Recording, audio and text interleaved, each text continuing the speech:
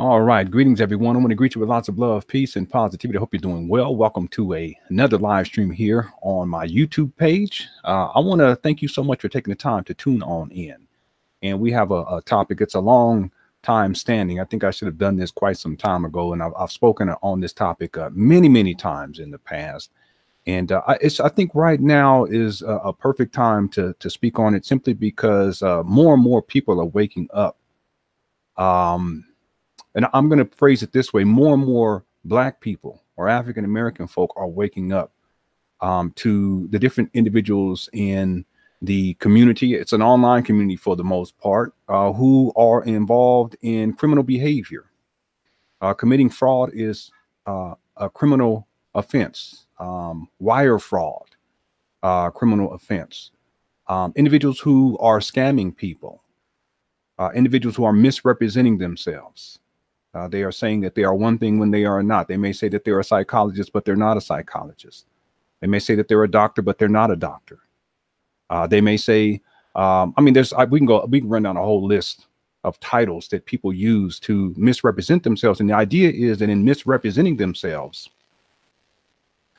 they can gain more access and ultimately gain more confidence. In other words, more people will, I should rephrase this, more people will confide in them and believe in them and place their hopes and dreams in them. And then once the confidence has been gained, that is when the con man begins to manipulate and scheme and scam. And this is precisely what Umar Johnson has done, continues to do. And that's the topic for today. Now, today, you guys won't see me all that much today during the live stream because I have a screen share and I have a slide presentation. And what we're going to be doing is we're going to be listening to Umar Johnson's own words, and we'll have him tell the truth. One of the things that takes place, I think, quite often, is that people forget too soon, too quickly. They forget information that they may listen to online. And in Umar Johnson's case, he may say one thing like a month ago, and then this month he says something that's totally contradictory. People don't draw the correlation. They forget. He may have said something a year ago, made a promise a year ago, and the promise goes unfulfilled a year later. He gives dates, the dates pass, and he moves the goalpost. In other words, he just changes the date. But people don't realize that an unfulfilled promise is what? An unfulfilled promise is a lie. Now, it'll be one thing if it happens once, maybe twice, and someone apologizes and gives a legitimate reason as to why they didn't fulfill their promise. But when it happens over and over and over and over again over the course of 5 years, now we got a problem. And you know what's deeper than this? It's deep about this is that most of us assume that the scam has been going for 5 years. But what I learned today is that it's been going on for a much longer period of time. And I'll be showing that to you today as well.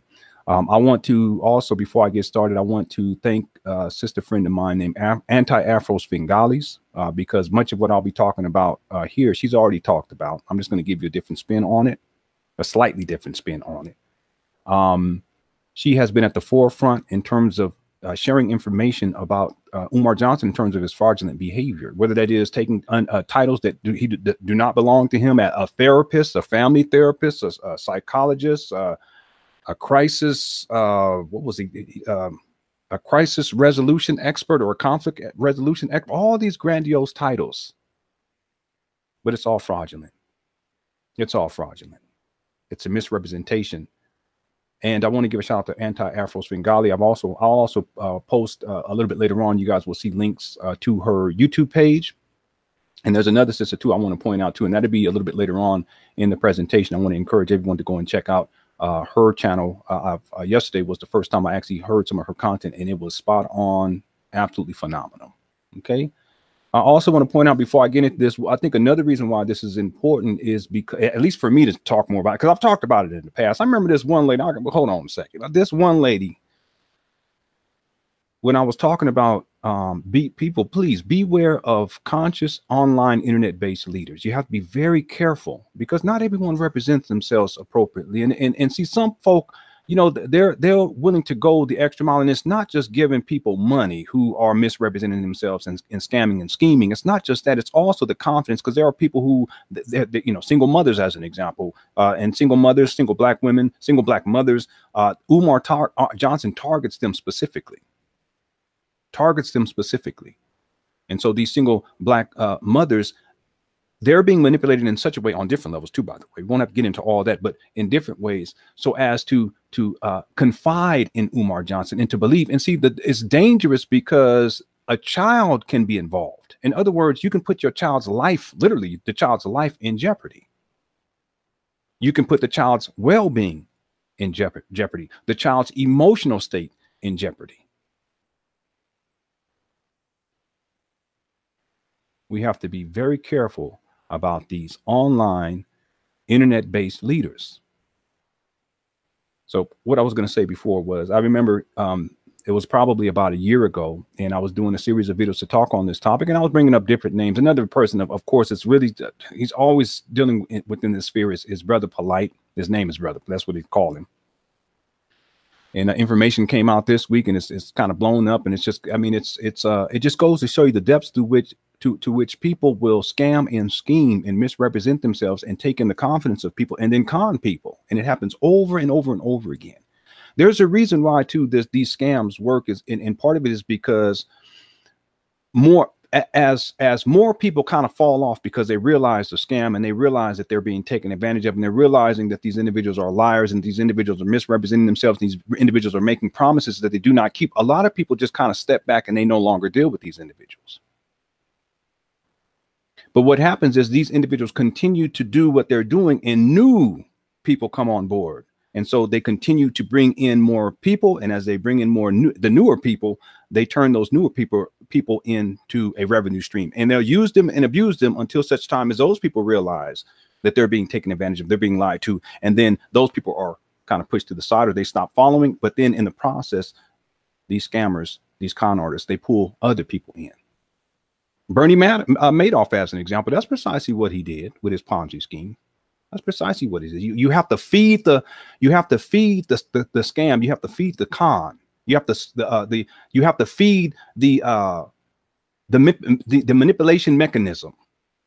And for Umar Johnson, the manipulation mechanism has been the promise of a school for all black boys. It's an unfulfilled promise, which is a lie. I remember when and this is what I was going to say before, when I was talking on this topic, you'd be amazed at how much, and all I do is I'm telling the truth. It's not like I'm lying. It's that, why would I do that? There's no need for me to do that. And what I'm going to show you all here is I'm going to share with you from Umar Johnson's own words, the lying and the manipulation. But when I talked about this, and I'll tell you from the beginning, when I heard about the school, someone sent me a link on Facebook, and I watched that video where he's on that campus, St. Paul's campus. And when I first saw the video, I said to myself, this is a scam. That was years ago. I knew from the very beginning. Time always tells the truth. But about a year ago, when I was speaking out about these types of things, and it's not just within the conscious community, it's also in the so-called truth movement community with people like Alex Jones and David Icke and Jordan Maxwell. There's a lot of conning and scamming and lying that goes on. And I know a lot of those people, I've met them personally. You'd be surprised. Behind the scenes, I've met a lot of people in the Black conscious community personally. And I know there's a whole lot going on behind the scenes. No one's perfect, but what I'm saying is the misrepresentation of self. And oftentimes it's not about trying to help people. It's about trying to scam people, trying to get money out of people by any means necessary. So when I did this video series about a year ago, there was people who were very upset. I should also mention that the Black conscious community is primarily dominated by Black men. The so-called truth movement community is predominantly dominated by white men. The same rule applies, the same levels of manipulation, the same levels of scamming and scheming and fraudulent behavior, which is criminal behavior. So about a year ago when I was speaking on this topic, I remember there were so many people that were upset. And there was this one woman, she got very upset, and she said, "You're an evil person, Lennon."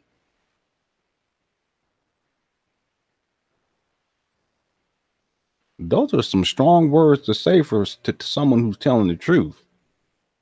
I'm not the one out here scamming and scheming and telling and collecting upwards to $1 million from mainly poor Black people and making a promise that has gone unfulfilled and taking that money and doing who knows what with it.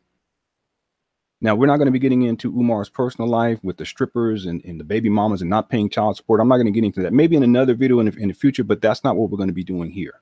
We're going to specifically, I'll be specifically showing you and letting you hear for yourself if this works. I'll let you hear for yourself the lies, one after another in sequence. And it will be very apparent. It should be very apparent. But I want y'all to think about this.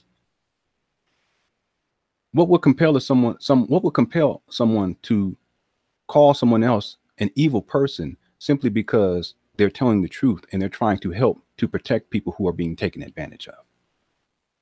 See, some of y'all who are watching this, you're already upset. But I haven't even done anything. I ain't said nothing. I'm not out here scheming and scamming people. I'm not out here calling women thoughts and maggots, calling black women that. That's not what I'm doing.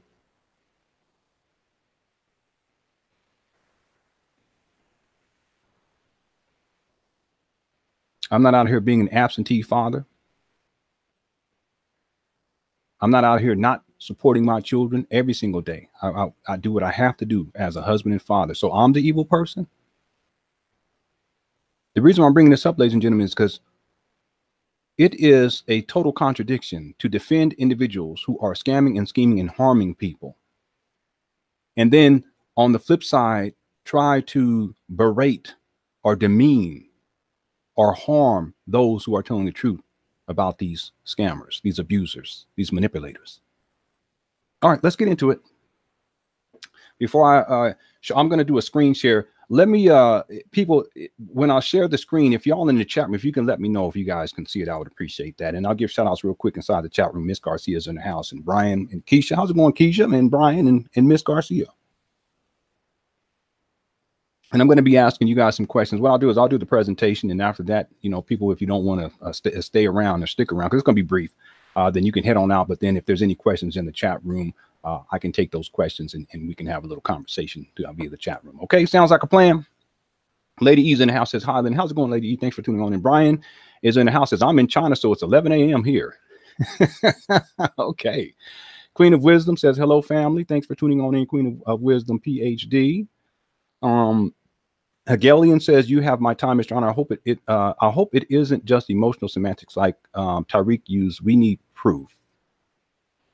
Let's see. Someone says, can we call in? No, I don't have any phone lines available for the live stream. I tried to set that up before, but I'm unable to do it now. Melanie says, greetings. And Kat Robinson says, greetings, Leonard, and everyone in the chat room. Thanks for tuning on in. And Hegelian says, game more. Okay. Okay. So everyone else inside the chat room, thank you for being here. And again, what I'm going to be doing is I'm going to be basically, I'm just going to be playing some audio. That's it. I'm not going to be playing video. Okay. Fair use. I'll make a fair use disclaimer right now. I'm just going to be playing audio. None of it has been edited, except all I've done is taken clips from one interview. I've taken that clip out, and then we're going to play that clip. And I'll take another clip out of him talking, and from another, and it's all in sequence too, you know, like by year. And you guys will see it becomes very clear very quickly, the scamming and the scheming and the manipulation and the moving of the goalpost. All right. All right. Okay, so let's get into this, everyone. Thank y'all for tuning on in. My wife, she's also in the house. She says, glad you are speaking on this topic. Thank you, baby. And see, she knows, her and I, we've talked about a lot of this in private. And there's been people that I've spoken to in private for many, many years about individuals like Umar Johnson. There's people that I care about who have been taken advantage of. They donated and they basically, you know, they've got conned and schemed and scammed out of their money. Upwards to $1 million. That to me, ladies and gentlemen, the last amount that he admitted was $750,000. That's the last that he admitted. Our proposal is probably closer to $1 million. But let's just say, based upon what he admitted, $750,000, that's taking $750,000 out of the Black community that could have been used so that a parent could buy some shoes for their children, or maybe they could buy some gifts for a birthday party, or maybe they can get their mama something to eat, or maybe they can pay some rent, or maybe they can pay that electric bill. Or maybe they can contribute that money to other individuals in the community who actually have built the school or who are running a school and actually need that type of support. And there's a lot of people out there who have actually done something, and they have something that is tangible, not just a promise. Again, an unfulfilled promise is a lie.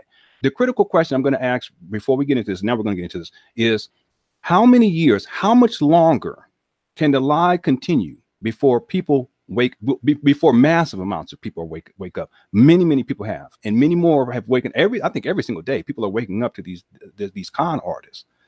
But for how long can Umar Johnson continue to extend the date of when the school is going to be open? For how long? And is there a reasonable amount of time where we can finally say, you know what, this is not going to happen. This was a scam. This and let's say it doesn't happen.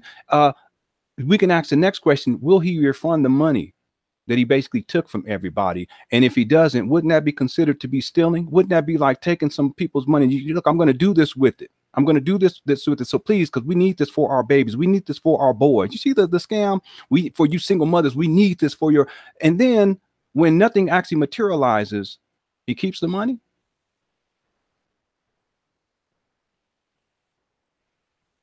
Or maybe he uses it for something else, like traveling around the world. That's not right, people. That's wrong. It's wrong. Would you not agree? If someone said, look, I promise to do this for you, and I'm going to do this, and I need your support, and you support them, but they don't do what they said that they were going to do, and they don't give you your money back, is that wrong? If you go to the store and you say, okay, look, how much does that cost? Oh, it's $5. Okay, so I'm going to give you this $5, and you promise to give me that. So you give the $5 and they keep it. They don't give you anything. Is that right or is that wrong? Is it a form of stealing? Is it right or is it wrong? These are some questions I want y'all to think about. Okay, here we go. I'm going to do a screen share, and I want you guys, and I'm going to say this real quick too, as I get the screen share going up here. I have to again give credit to Anti-Afro Svengali because she has been very courageous in terms of talking about this. I've talked about it here and there in different videos, but to a large degree, I've stayed off of the topic for the most part.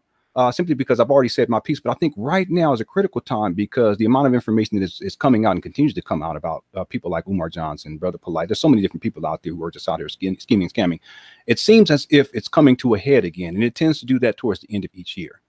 Okay, I talked about that yesterday during the live stream. All right, so I think that this is a good time to get into this topic a little bit deeper. So here is the screen share. Y'all in the chat room, let me know if you can see it. Okay, can y'all see that? Thanks for tuning on in, Keisha. I appreciate it. And Timmy and S.H. Sugarad. Yeah, and someone said it's embezzlement. Yes, it is a form of embezzlement. That's a crime.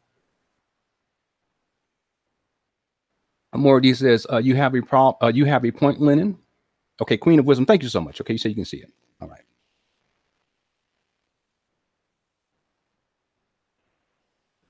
Okay.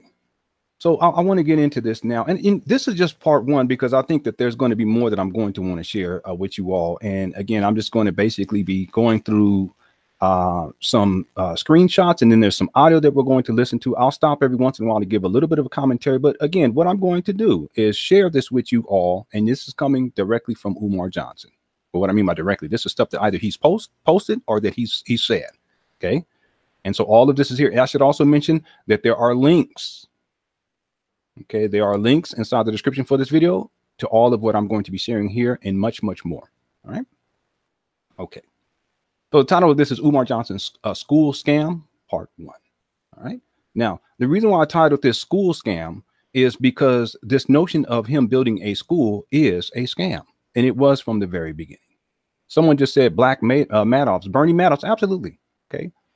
I should also mention, because Anti-Afro Svengali pointed this out a long time ago, and it is so very true, that if Umar Johnson was committing this type of fraud and robbery and scheming and scamming in the white community, he would have been in jail a long time ago. But because he's doing it to Black people, the pressure isn't on him like it should be. But oh, ladies and gentlemen, it's coming. It's coming.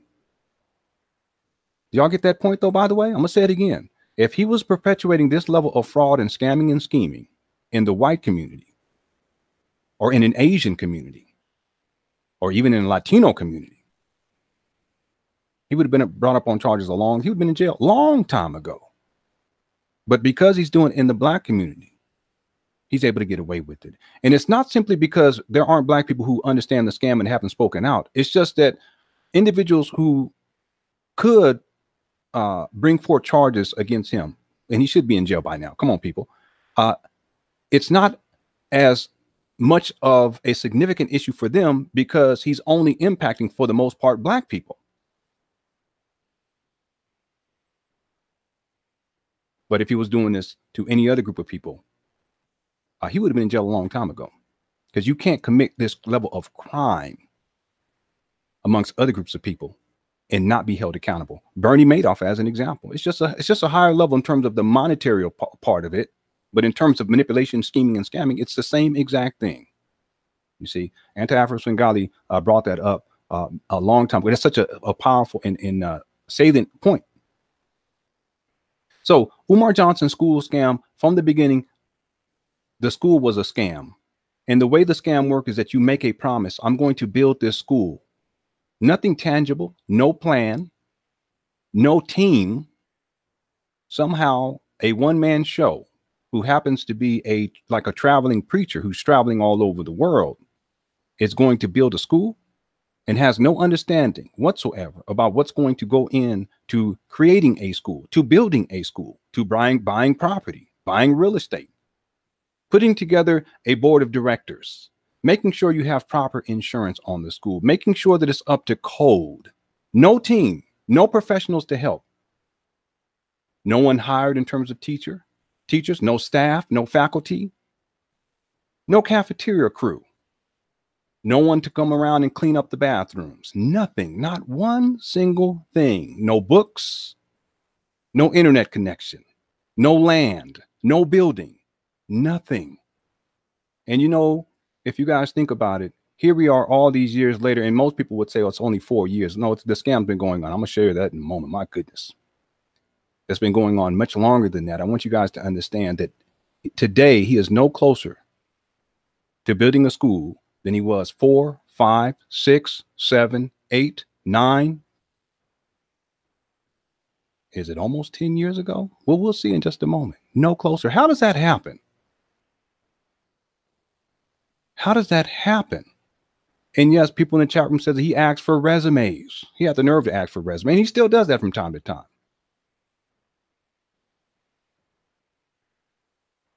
What came out of it? Please, he tells people, please send me schools so that I can go look at these schools. What comes out of it? He tells people, look, I'm going to write the first check for FDMG. I'm going to write the first check. Well, what came out of that? This is more recently. He said that.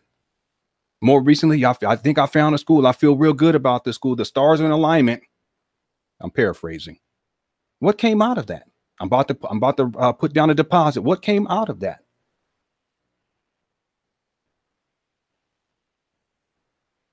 Anybody else on the planet, you do that to any other group of people for an extended period of time, 4 years, 5 years, whatever it may be, and he's in jail.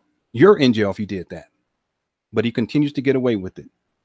It's not going to, the con cannot last forever. And he knows that too. He's getting desperate. He's going over the seas more, and he's trying to peddle the dream now in UK. He peddled it before, but now he's peddling it again in the UK.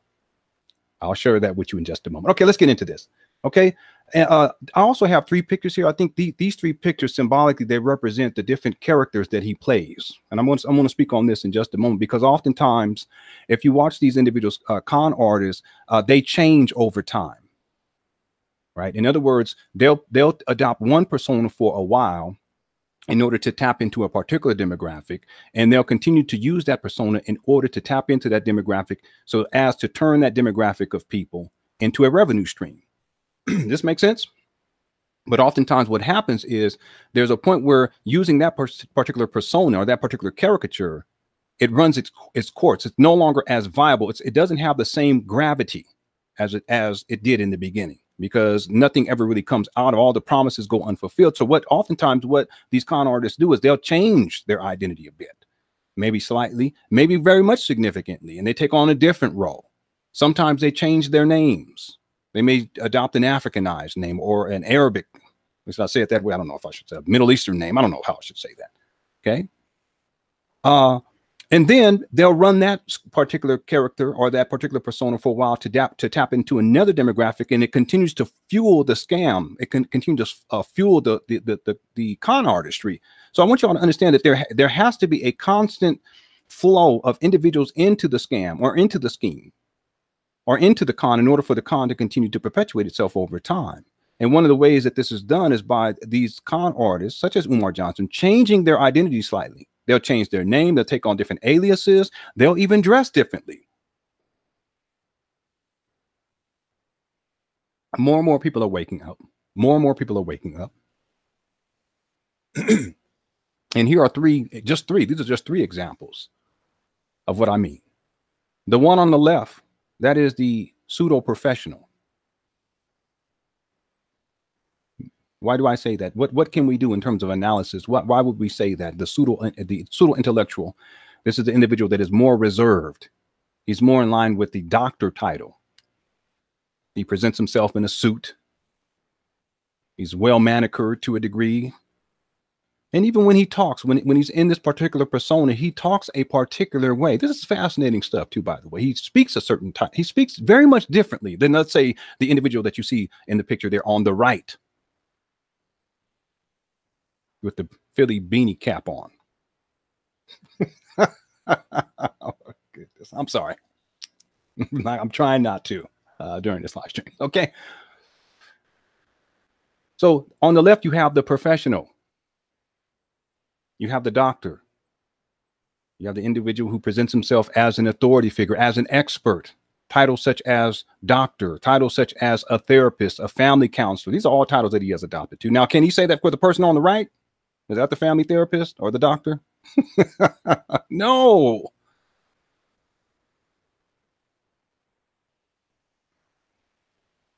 People are asking about the middle picture. Okay, let's go to the middle picture. The middle picture represents the Pan-Africanist. Sort of, kinda, but with a wig on. I'm sorry. I'm sorry. Why do I say the Pan-Africanist, or, you know, the Afrocentrist, right? As people have termed it, the Afri-centrist in some cases. This is the person that, you know, we're going to go back to Africa, or, you know, we need to organize in Africa, and I'm going to build a school in Africa. And global white supremacy is the greatest problem facing us. And we got to fight these white people and such and such. And so, okay, this is what this is here. Why do I say that? Well, look, he has on the dashiki, which this is another one of his personas. This is International Ifatunde, by the way.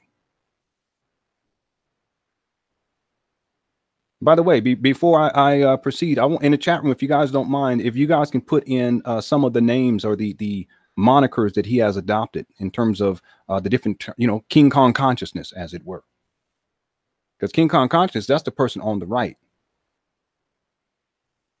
Okay, so in the chat room, can you all help me out? Just let's go ahead and post that in there. You know, some of the titles: King Kong consciousness, International Ifatunde.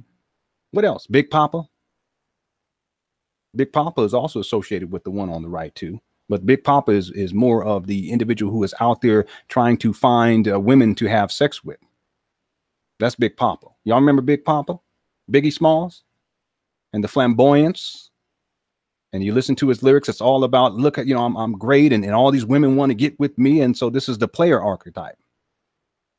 Prince of Pan-Africanism, that's the middle one. Okay, that's that picture there in the middle. What else? The #1 most requested speaker. How does one quantify that? Is that possible to quantify that? These delusions of grandeur. See, the #1 requested speaker, well, that's probably the person on the left, and sometimes the person in the middle. It just depends on what he's talking about. See, the person in the middle, that's the one where he's talking more about the global white supremacy, but the person on the left, that's when he's mainly focusing in on topics such as, you know, the so-called school to prison pipeline in ADHD, right?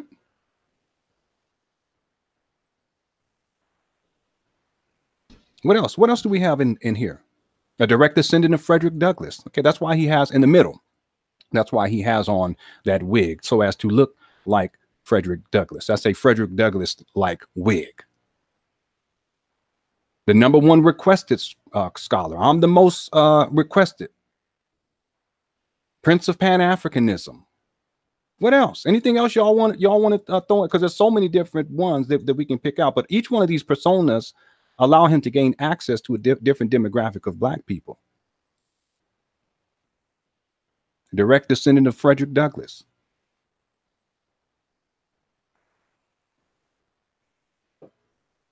Anyone else? Big Papa, yes. Prince of Pan-Africanism, yes. Anyone else? You want to throw anything else in? Okay, I think we got it. Okay. A descendant, yes, absolutely. But there's something else I want to share here, though, too, especially about the middle one. Wearing the wig, you know, because Umar Johnson has a habit of talking about Black women and talking about them wearing weave and all this type of thing. We're not going to get too, maybe in a different video, we'll talk about this, but I find it fascinating, the level of hypocrisy, because on one hand, he can chastise Black women for wearing weave, which they have a right to do. I mean, who is to tell any woman or any man for that matter how they can wear their hair or how they should wear their hair? And yet here he is donning a wig. But even deeper still, I talked about this yesterday. You guys have to understand something, that symbolically speaking, for many men who talk that kind of talk and kind of demean women who wear weave, and they're always talking about, you know, calling them different derogatory names like hair-hatted hooligans and all this type of thing. These men have issues with their hair. And these are the men that they have, you know, if their hair isn't cut, or let's say if it's not lined up properly, you know, they become very subconscious or self-conscious about it, and they feel very insecure, and they throw a hat on. And the hat is their means of hiding their discomfort, hiding this sense that, okay, I know my hair isn't all lined up and it's not all looking all great, so I'm going to throw this hat on. But guess what? That's their weave. You men out there, that's your, and y'all know what I'm talking about, because there's times you can't get to the barber. Maybe, you know, someone cut you up and they didn't cut you and line you up properly, and okay, I got to put a hat on. Well, that's your weave. That's all it is.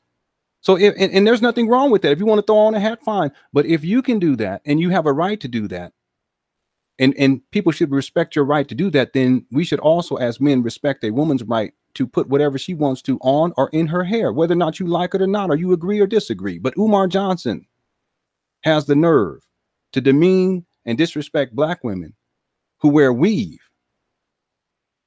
And yet here he is with a wig on.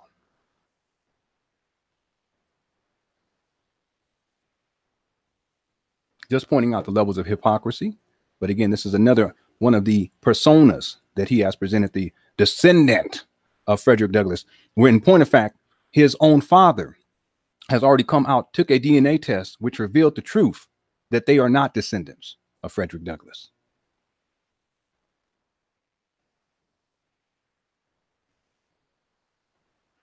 Yeah, someone also brought up that part of that persona there on the left is to talk about special ed and special education and ADHD and making children's rights, making sure you're standing up for your children and this type of thing. So each one of these are different personas. So you have the one on the left, which is the professional. You have the one in the middle, which is the Pan-Africanist. And each one of these individuals have names associated with them, or they'll have one name or a couple of names. And then on the right, that's where you get into King Kong consciousness. You get into Big Papa. This is the pseudo gangster archetype that has the goons, right? So that's why he's dressed. He has on the cap and it's pulled down, and look at his face, and he's real aggressive. And this is the video we're in. Umar Johnson, he goes just basically ballistic. He goes crazy as he's insulting another brother named General Seti. But this particular persona taps into another demographic within the African-American community, because there are African-Americans that they will prefer, we're diverse people, they'll prefer this kind of gangster archetype compared to the Pan-Africanist archetype, compared to the professional archetypes. Whereas there are other African-Americans that they will prefer the professional archetype here, or the professional persona, instead of the Pan-African persona or the so-called ghetto-centric persona. You understand? So each one of these these three pictures, there's many more because there's other examples that we can show. Each one of these pictures represents one of the personas. Well, one of the personas that Umar Johnson uses in order to tap into very specific demographics at specific periods, so as to continue to turn people into a revenue stream. That is what I mean by the school scam. See, the school scam is simply the dream. It's the promise that he has made. And however, through whatever means he can funnel more people into supporting the school scam, even if that means adopting different personalities, he will continue to do that. But the problem is that more and more people have caught on. The scam has kind of been turned upside down. His website got shut down. The GoFundMe got shut down. All of that. So now it's much more difficult for him to be able to gain access to people and have a means for people to send him money consistently as it was in the past. And I will propose that that's one of the reasons why he's broadening out. He's trying to spend more time than other places. He's trying to travel out of the United States more and more, because that represents new demographics, unexplored territories, just like the colonizers did. I'm going to go and try to find more people to conquer and to get them plugged into this school scam. And again, I'm going to say it again, that here we are all these years into the school scam, and he is no closer to making this materialize now than he was when he first began. And how long ago was that too, by the way?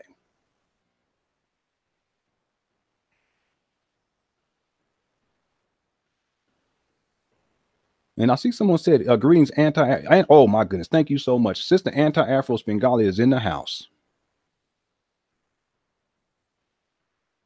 This woman right here, and I've said it before, I'm gonna say it again.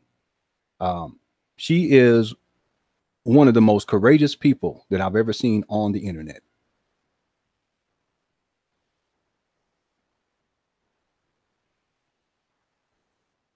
You guys hear me when I say that?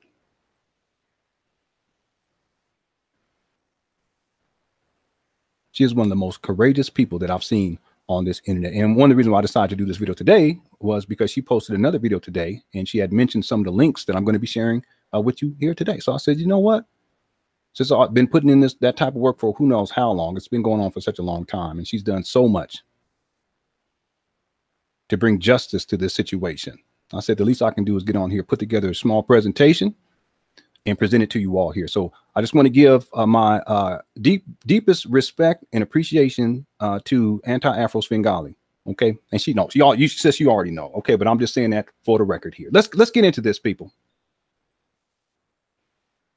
I should also mention real quick that the picture on the right also represents the individual, that aspect of Umar Johnson that is more ghetto centric. And that is the aspect that listens to the hip hop that's disrespectful towards women. That's the aspect that is looking for the strippers on the side. So I want you guys to be very clear about this. The pictures tell, they tell you, I mean, you can just look from left to right. There's a story that's being told. But that individual on the right, that is the individual that seeks out the women who fit a particular type of archetype. And this is the type of man that we're going to entrust our children to. See, that's even that in and of itself, it's a total paradox. It's a total contradiction. And that's how scams work. People misrepresent themselves. They say that they're one thing. Maybe they say that the person on the right for a while, but they're really the person, or they're the person on the left, but they're really the person on the right. Or maybe they're the person they profess to be the person on the right that got the goons in Philly, and the phone ring. He look at the phone, he put the phone down, the phone stops ringing. And then a little bit later, he picks the phone back up and starts talking on the phone. No, I got this. I got this. And then the phone rings.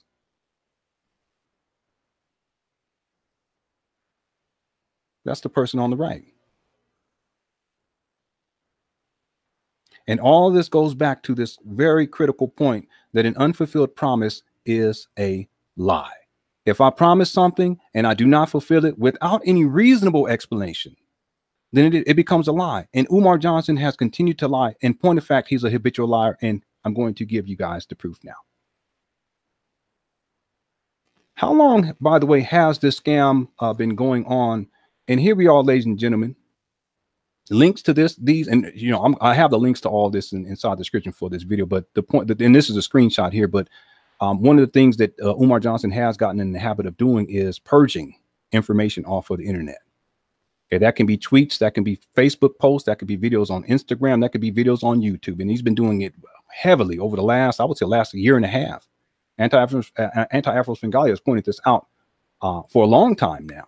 So though there's links to all of this inside the description for the videos, some of these videos too, by the way, when you go back and you go click on the next after this, if you want to go look into any of this further, you'll see that it's been deleted.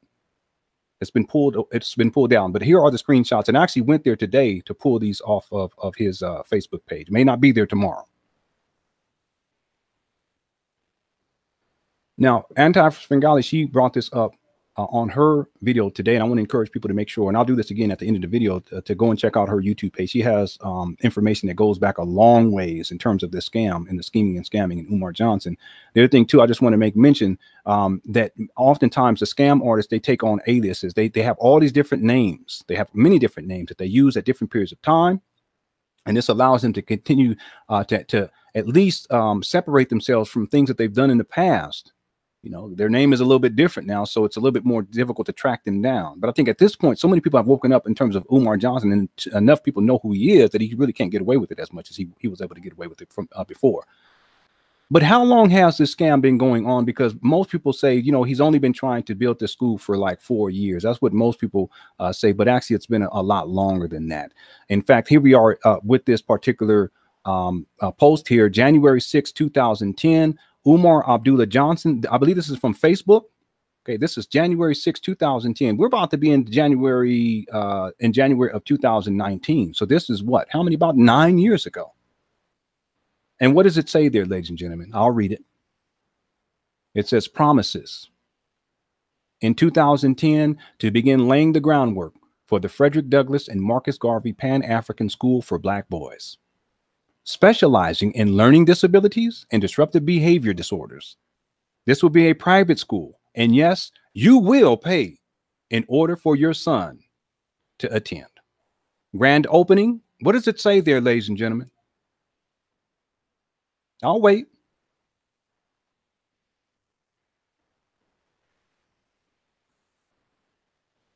Click, clock, tick, tock. You don't stop. The clock is ticking, ladies and gentlemen. Grand opening, September 1st. No, he's saying September 11th. I think that's what he's saying. September 11th, 2013.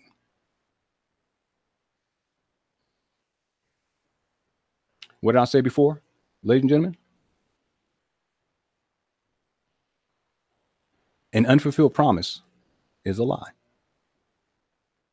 And look what he says at the first thing he says, promises. Yes, 18 billion. It says 2013. Red spot, it says 2013. Rothy, it says 2013. Artie, 9/11, 2013. Timmy says, oh, shit. I know. Okay, and I just want to reiterate that this is Umar Abdullah Johnson. This is his post. What is this from? January 6, 2010. I'm gonna read it one more again, and I just want to share something with you all. Because Anti from Bengali, she points this out. She's brilliant. She also often points things out. I say, oh wow, I didn't think about that.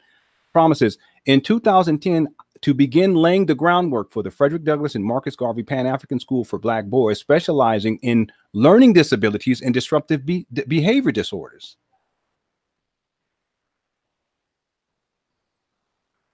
That's called special ed, isn't it? Y'all correct me if I'm wrong. Wouldn't that be special ed? Maybe I'm wrong. And Anti-Fingali, she's a specialist in this area. If I'm wrong, Anti-Fingali, please correct me now inside the chat room, and I'll retract that. People in the chat room saying ain't no school family. That money is gone.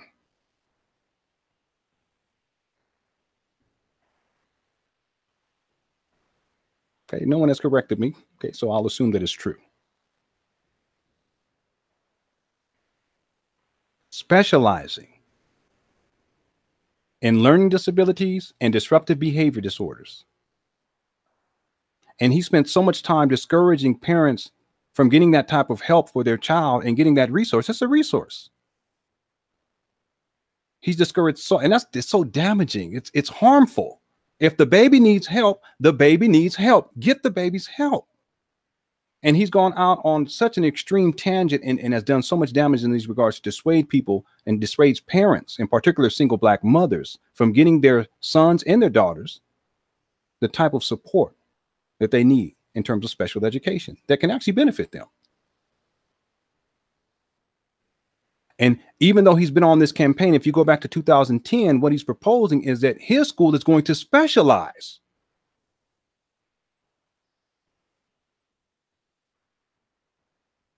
in what?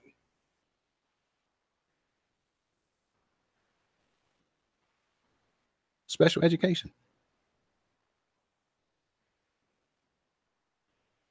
Isn't this fascinating? I have to read some of these comments inside the chat room. I was just going to go straight to the presentation, but that would be a little bit dry. Okay. Let me just I just want to read a couple of things to you all here. Red Spot said 2018, and this says 2013, and that's 5 years, right? But in actuality, 2013, we're about to be in 2019. Okay, so it's more than 5 years. I want you guys to be clear about that. And remember, too, that the post was what? January 6, 2010. And we're getting close to January 6, 2019. Y'all see my point? The scam's been going on for a very long time.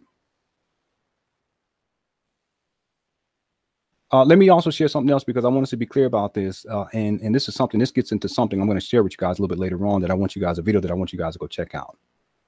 And I'll do that at the end of this live stream, or at the end of the presentation. And we'll get into the chat room and any questions that you guys may have. And I have to say this because Anti-African Knowledge, she said in here, thank you, brother, but to Umar, I'm just a lesbian YouTube stalker along with other black folks who are gay, LGBTs who's exposed his lies, and she's LOL. And I'm gonna tell you that one of the things that when we talk about these types of individuals who are scamming and scheming, when people actually expose them, what they tend to do is they start to make up lies about people who are basically telling the truth.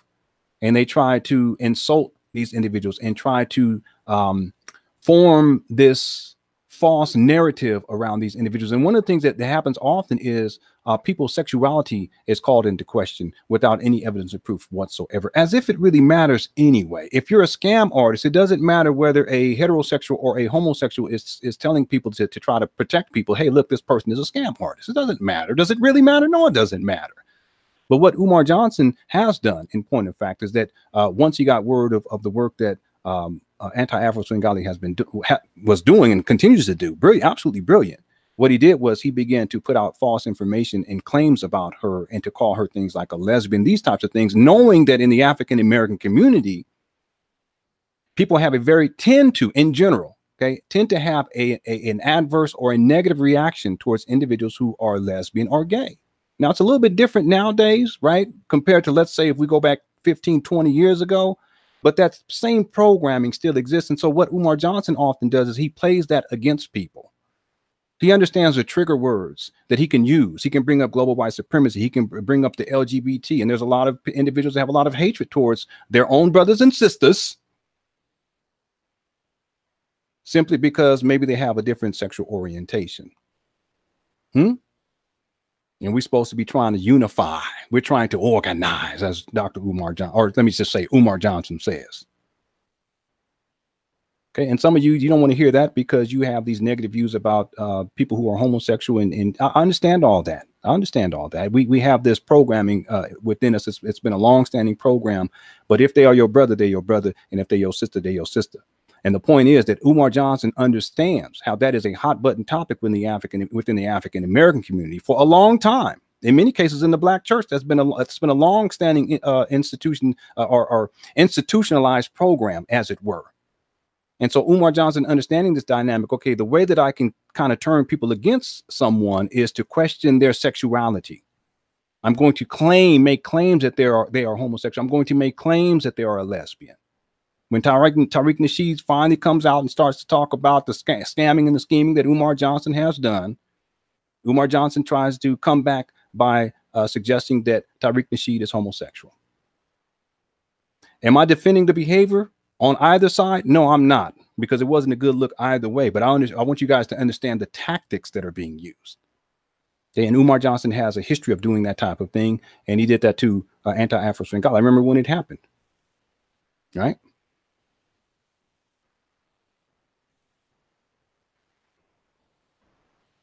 Okay.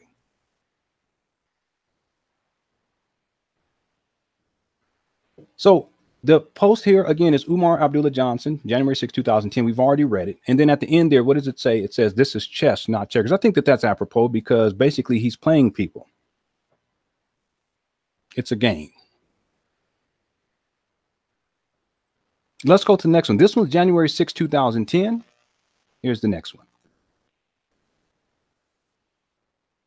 This is from August 27, 2014. Okay, so now we're 4 years in to the promise. Remember? Let's go back. Here's the promise. I mean, can you see that? Here's the promise. 2010, January 6, 2010. And now here we are, August 27, 2014. Someone obviously had asked the question, you know, is the school open yet? Because now we're already 4 years in. What does Umar say? What is his response? No, FDMG is not yet open.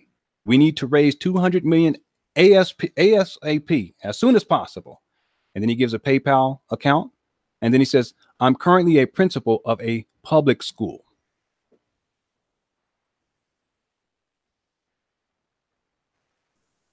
Someone in the chat room just say ex-principal. Yeah, I know. Yeah, what principal? Let's speed this up too, by the way, because it gets interesting in a moment. So I want you guys to understand timeline wise. What this is referring to is that if we go back to 2010, he initially makes the promise, and now here we are 4 years later. He's been asking for donations. He's been collecting donations, and people start asking questions way back in 2014. We're about to be in 2019, ladies and gentlemen. But this is around what? 4 years ago, a little bit over 4 years ago. People start asking questions, and he responds with, no, FDMG is not yet open. We need to raise $2 million ASAP. Here's a PayPal. I'm currently a principal of a public school. Now the idea here is because he's a principal, he's been so busy, and that's why the school hasn't been opened yet. Mind you, during this whole time while he's a school principal, he's traveling around, he's lecturing, he's here and there, he's on that side of the states, he's on the other side, he's on the East Coast, he's on the West Coast, he's down south, he's up north. All of this being done, he's collecting money. He's doing radio interviews. He's doing, in some cases, public access interviews. He's doing all of this while functioning as a principal of a public school.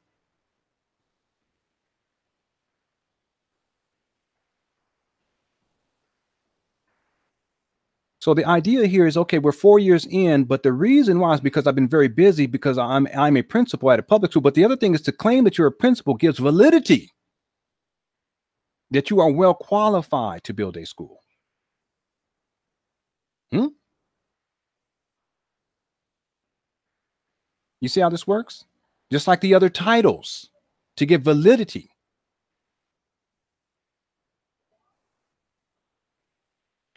Down below there, someone said, which state school are you in? In other words, people started asking questions. Okay, well, if you're a principal, what school are you a principal at?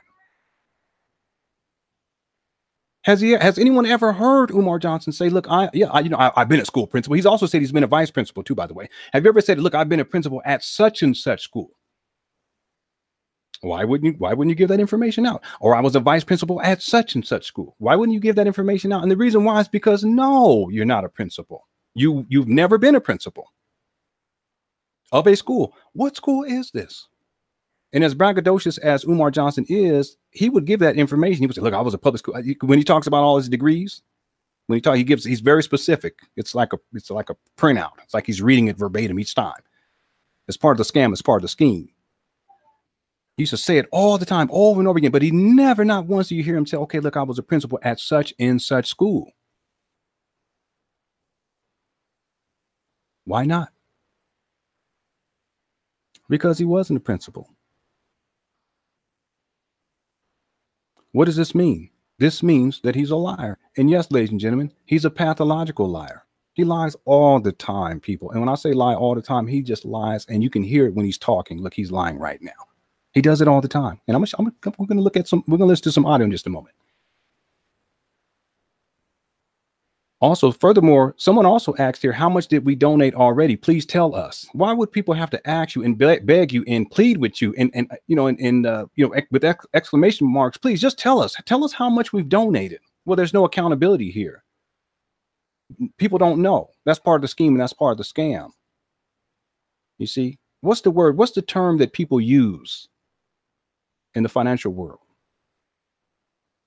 When an individual is collecting money, or maybe they have a certain amount of money, and they have to have what? Full disclosure. There's a term. I can't think of the term right now, but there should be full disclosure.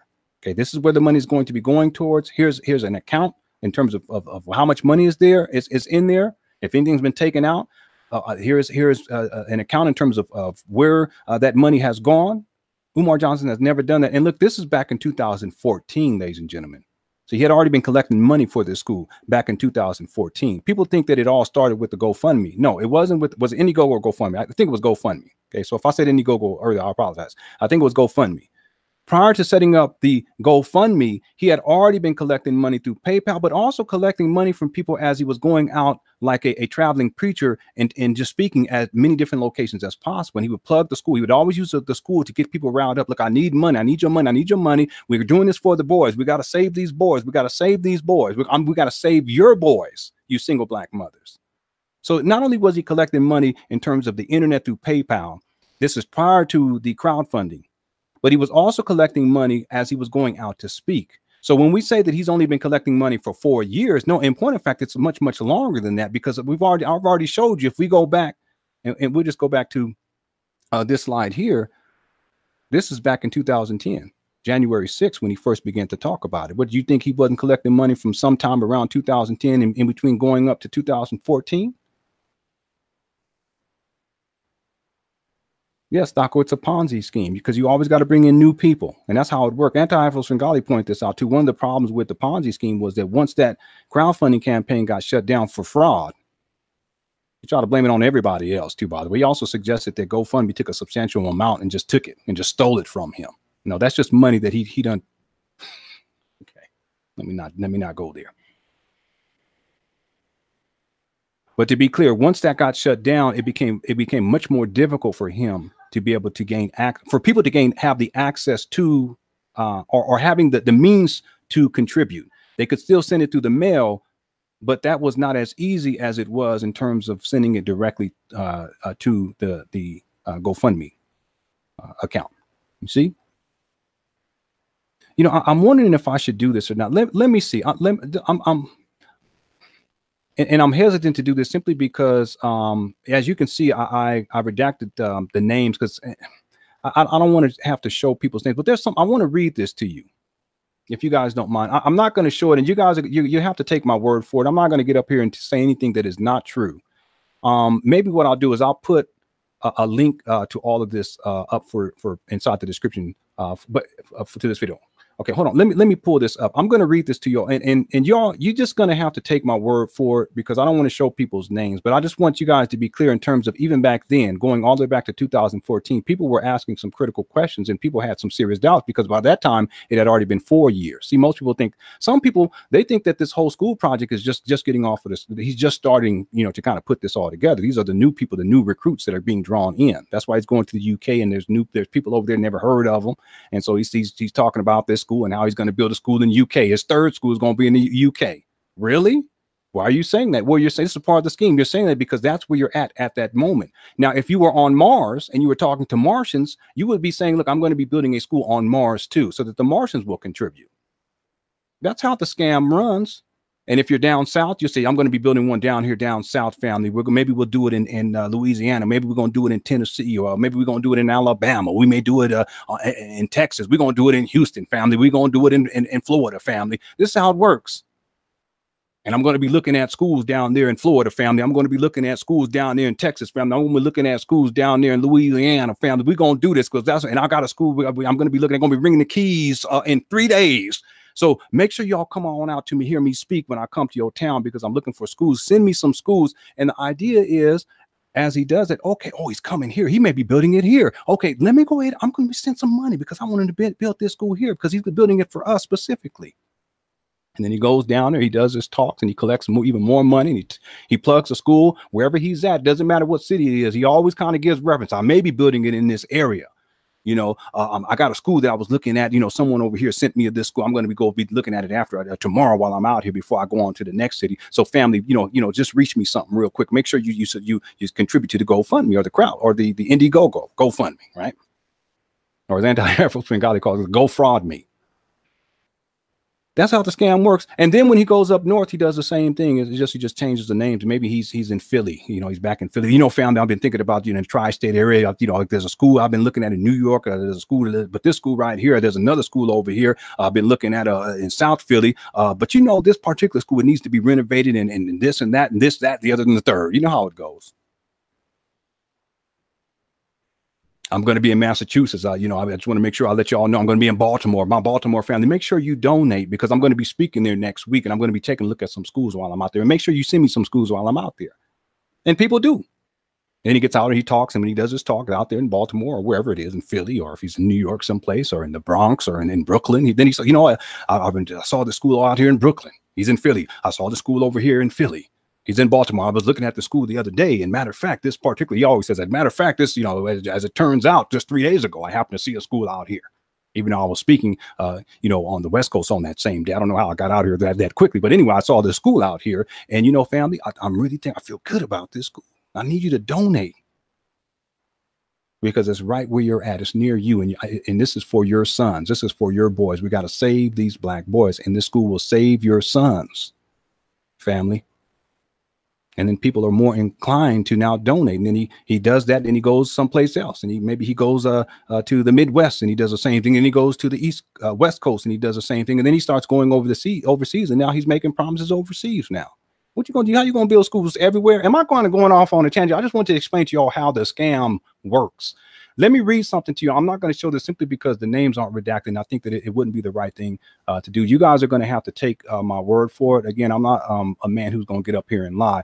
But what I'm sharing with you all here is some of the comments that appear as of right now on his Twitter page. They're probably going to be deleted once he gets a hold of this or someone informs him. But that's okay because the screenshots, we have the screenshots. I want to read some of this to you because I want you guys to be clear how long this scam has been going. Okay, so initially it reads here, no, FDMG is not open, is not yet open. We need to raise 2 million ASAP. And then he gives his PayPal account. And then he says, I'm currently principal of a public school. Okay. There's an individual here on September 8th, 2014 who wrote and asked the question, which state or school are you in, DC or Philly? So they're asking, okay, what school are you a principal at? Because he says, I'm currently a principal as he's, you know, touring the states. Okay, he's a principal. Another one of the comments here was left on August 28th, 2014. It was posed as a question. It says, how much did we donate already? Please tell us. There's another comment here, August 27, 2014, and it says, I'm current. Oh, what does it say? No, I'm sorry. August 27, 2014. It says, Brother Umar, I have a question about beginning the Black Parents Association in Indianapolis. This is another one of the scams that he's been running for a long time. Okay. Let me do something else real quick. Let me see if this will come up because I want to see if I can share one other thing with you guys. You know, okay. All right. Now I'll leave that at that. Okay. There's another one too I want to look at in just a moment. But okay, so this is the screenshot, but let's go to the next one here. So this one was August 27, 2014. Okay, so here is September 6th. Okay, this is the following month of 2014. And so he says here, Dr. Umar Johnson, this is on Twitter, and it says, due to my obligations as principal, I will be unable to attend the November Haiti trip scheduled for 11/20 through the 23rd. Okay, so part of what this illustrates is he's still claiming to be a principal. All the while, though, by the way, he's still he's doing all these different talks, and he's traveling the United States of America, and he's collecting money for this school. Anti-Afro-Spring Gallery also pointed out something that was really interesting too. If you're a principal for a public school, is it a conflict of interest for you to be raising money to start your own school that is not within the public school, and you're doing that and using your status as a quote unquote principal as leverage?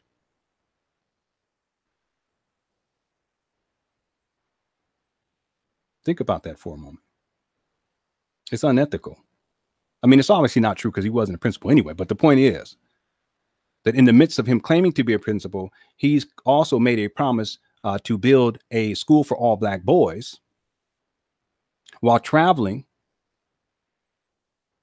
And the scam by this time has already been going on for 4 years. Think about that. And one of the replies down here is it says, principal. Someone's asking, what? You're a principal? And where? Where is this? Where were you a principal at? Does anyone know?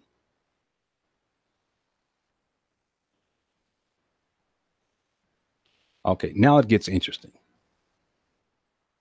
Here's the next one. Y'all doing all right? Here we are now, and now we're January 12th of 2018. That was January of this year. Let's get the timeline right too, by the way. Let's go back, okay? Because basically he's saying all the way back here on in 2014, August of 2014, he's claiming to be a principal at that time. You see that? And here we are in September of 2014. So based upon what he's saying here, by the time we get to January of 2018, now he's finally resigned from being it resigned this morning from the school at which I served as a certified school psychologist. Let me get this straight, the timeline straight. Okay. I resigned this morning from the school at which I've served as a certified school psychologist for nearly 10 years. Okay, so if you served as a certified school psychologist for nearly 10 years, how does the math work out? Let's say instead of 10 years, let's say it was 9 years or 8 years for that matter. That would go back to 2010. Yeah, but in 2010,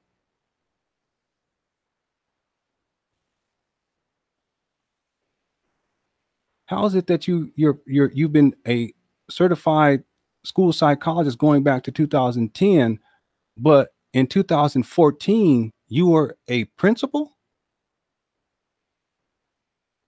Does this make sense? I'm going to do this again because I want us to be clear. August of 2014, he claims to be a principal of a public school. That's in 2014. Here we are in 2018, and he says, I've resigned from being a certified school psychologist for nearly 10 years.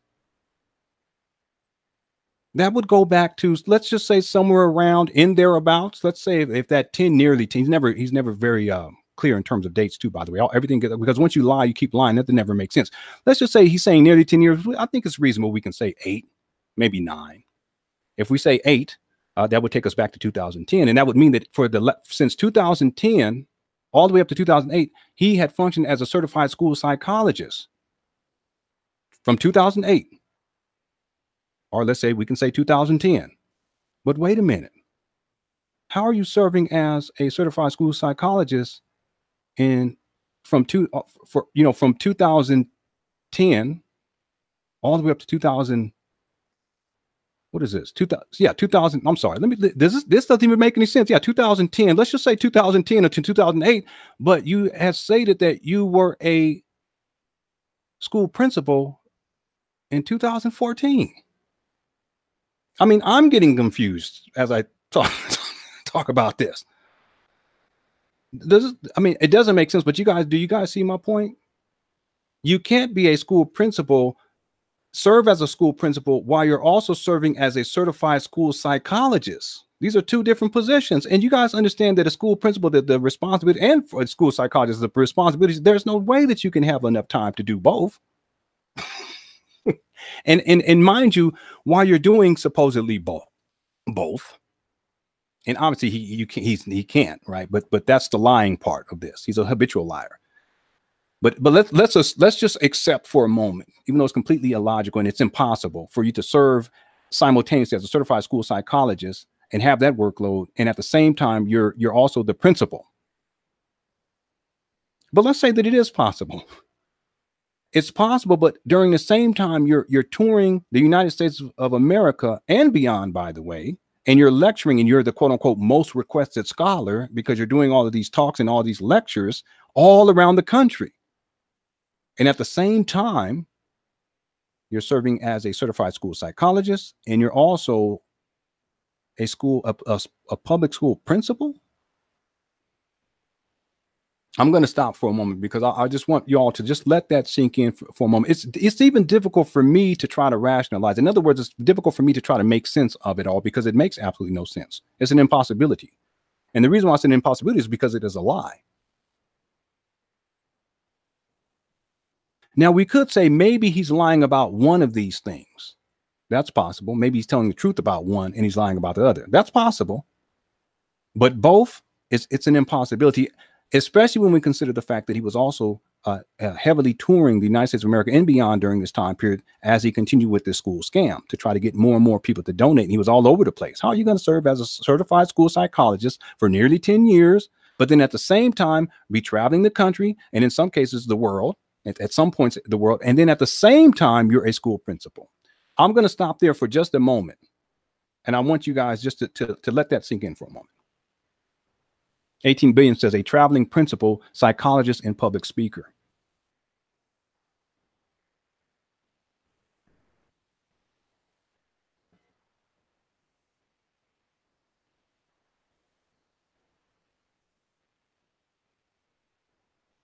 Okay, has that sunk in? Okay. So it's possible that he's just lying. Maybe he's lying about being a principal, or maybe he's lying about being a certified school psychologist.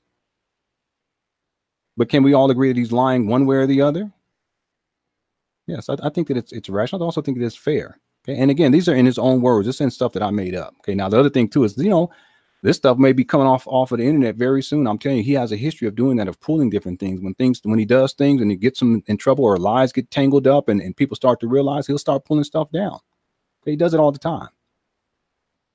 Now, this gets really interesting, and I'm only going to share a couple of things on this because oftentimes I think if we can take a step back and look at how people were responding during that time period, and in this case, we're talking about January 12th of 2018. That was just at the beginning of this year. So in other words, at the beginning of this year, that's when he says, look, this morning, I resigned from being a certified school psychologist for nearly 10 years. Okay.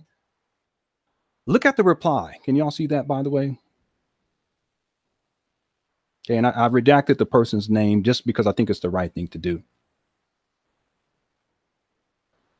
And this person, they have the little smiley faces that's kind of laughing like, this is ridiculous. And it says, I thought you were in Japan and China. You wasn't working at nobody's school. Your lies are way too much. You need to cut it. People are hip to the game. They were hip to the game back in the early 2018, but way before that, people already knew. And many of y'all know, and many of y'all who still defend the man, you know that he's a fraud and he's a habitual liar, and you know it. But you still defend him. You still send that money. But this isn't about you as much as it is about Umar Johnson. People, you have it's free will. You can choose what you will. I'm just giving you guys, and I'm sharing with you all from Umar Johnson's own mouth what he has said, and it gets so much more deeper in just a moment as we continue with this through this presentation. Okay, but this person says, "I thought you were in Japan and in China." See, so by this time he's already been going all around the world. He was in China. He's in the bath, and he's doing videos in the bath on y'all's money. You know what I'm saying? On y'all's dime. You single mothers, you're paying for his trips. So he can get out there, he go get in the bath and do little video shoots in the bath. It's funny, but it's not funny. Y'all know it's not funny. Big Papa, you love it when you call me Big Papa. He's in there blowing bubbles. I'm kidding you not. Oh my God. When I saw that, I said, oh my goodness, what is going on here? Someone done lost their mind. I don't even know if they ever had it.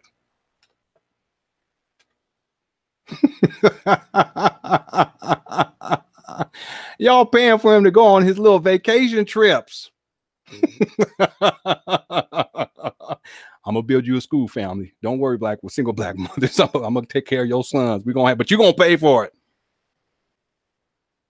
I know you ain't got no money, but send me your money anyway. Send me your money so I can build this school for your boy. And I know you can't afford the tuition, but send me your money anyway. I'm building it for your son.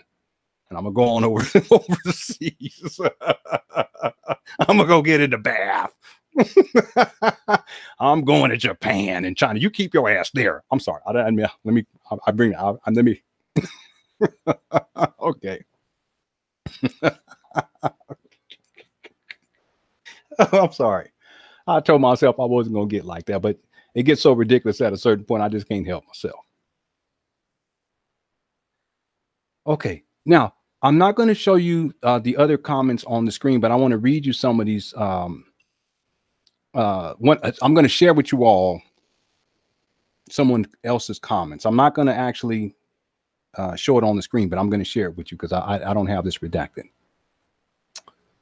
This is one of the individuals on January 4th said he has babies in different places. He can take an L, lie and hustle money at the same damn time. Okay, so this person is saying, well, okay, I'll leave it at that.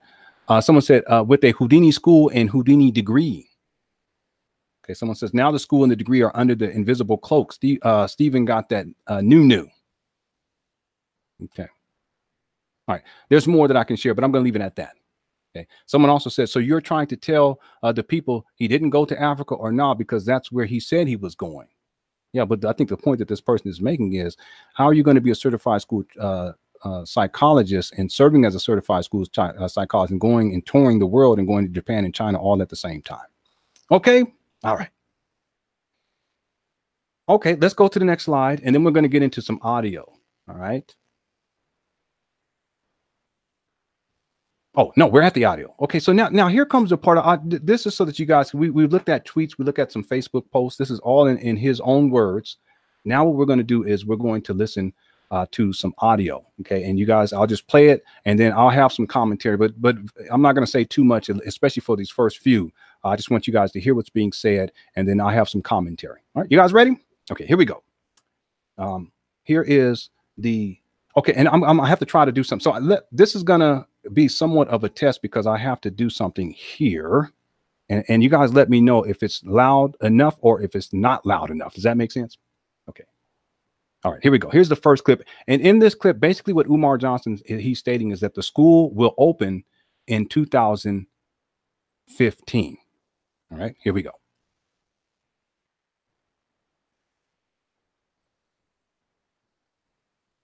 Let's look a little bit further down the not too distant future. Let's say you acquire the college. Then what? If I acquire the college in August, we should be ready with a couple of grades that we can start in next August of 2015.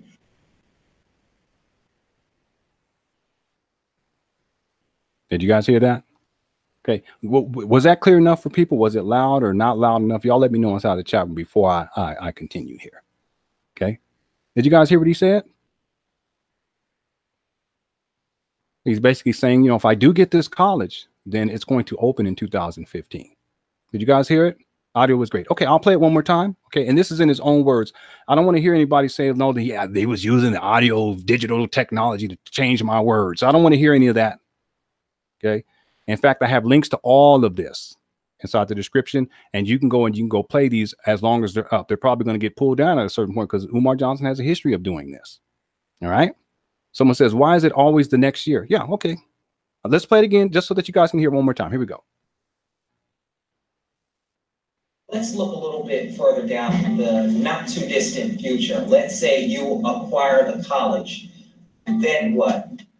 If I acquire the college in August, we should be ready with a couple of grades that we can start in next August of 2015. Okay. I don't really have any commentary other than to say that this is 2015. He's saying that you know, if things go the way that he would like, that in 2015. Now, someone could say, I don't mean to say it, but in his defense, I guess I'll say, Okay, I think it's fair. Someone can say, okay, he had a goal of doing it in 2015, but maybe things didn't work out. So is it reasonable for it not to take place in 2015 and maybe instead in 2016? Yeah, I would say, okay, that's reasonable. Okay, but again, I want you guys to remember, when did this scam first start? This scam first started back in 2010. And by the time we get to this point in this presentation, in terms of the timeline, we're already here at 2015 or close to 2015. You guys understand what I'm saying? At this point, he's actually in 2014. All right. Okay. Hey, these aren't my words. These are in his own words. Okay. So that's 2000. Now, here we are at another clip, okay, where Umar Johnson claims that the school will open in 2017. And there were times where he said that it was going to open in 2016. Okay. All right. Let's play this one. Here we go. That's how we help fund Dr. Umar Johnson's flights and hotels and rental cars to travel the country to look at different school properties. Okay, I have several properties I'm going to be looking at. We will have a school in 2017. We will have a school in 2017.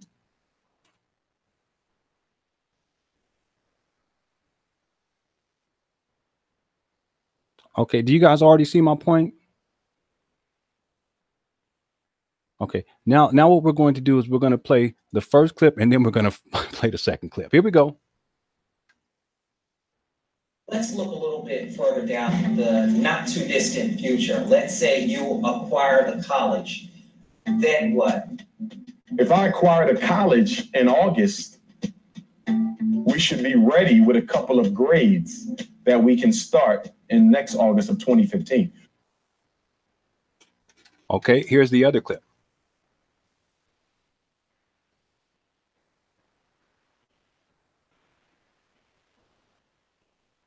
That's how we help fund Dr. Umar Johnson's flights and hotels and rental cars to travel the country to look at different school properties. Okay, I have several properties I'm going to be looking at. We will have a school in 2017. We will have a school in 2017.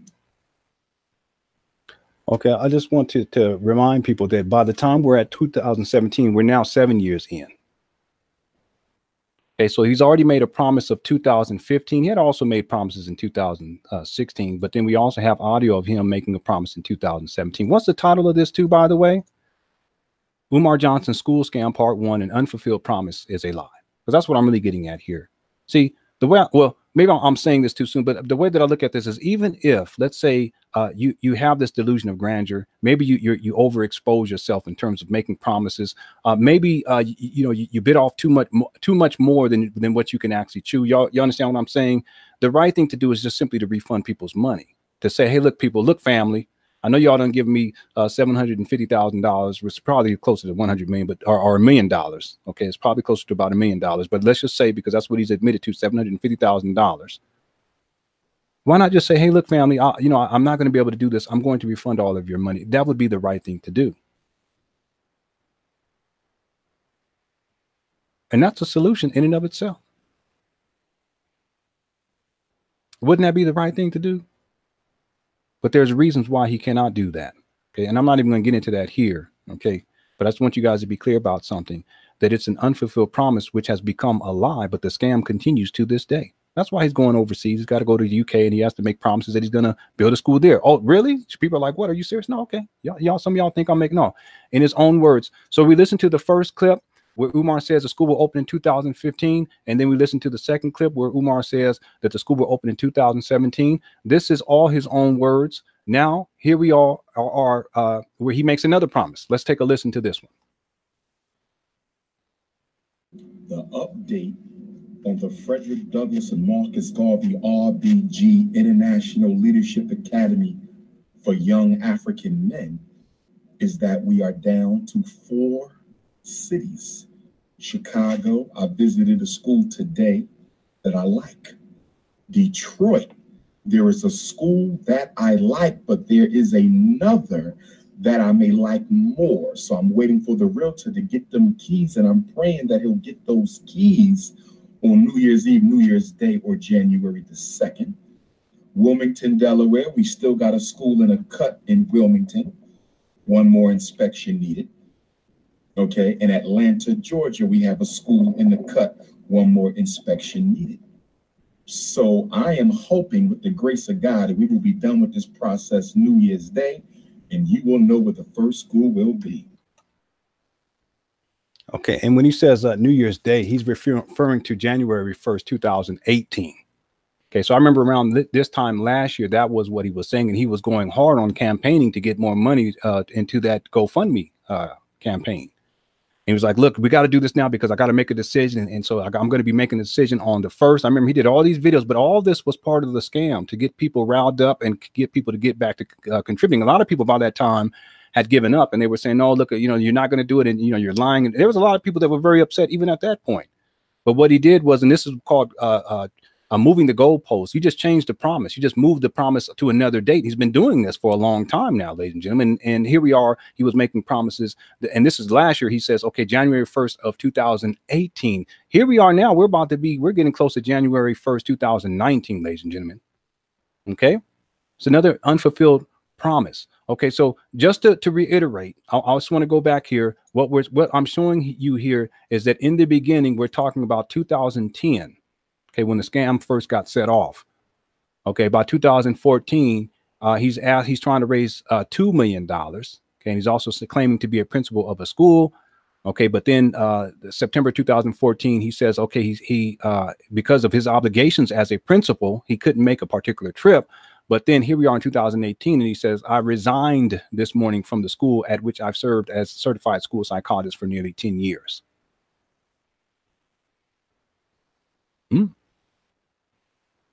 That's in 2018. And then here we are going back in terms of the audio where 2015, okay, he says the school is to open in 2015. Then he also says the school is going to open in 2017. And then he says he will have a school location in January 1st of 2018. You guys got that?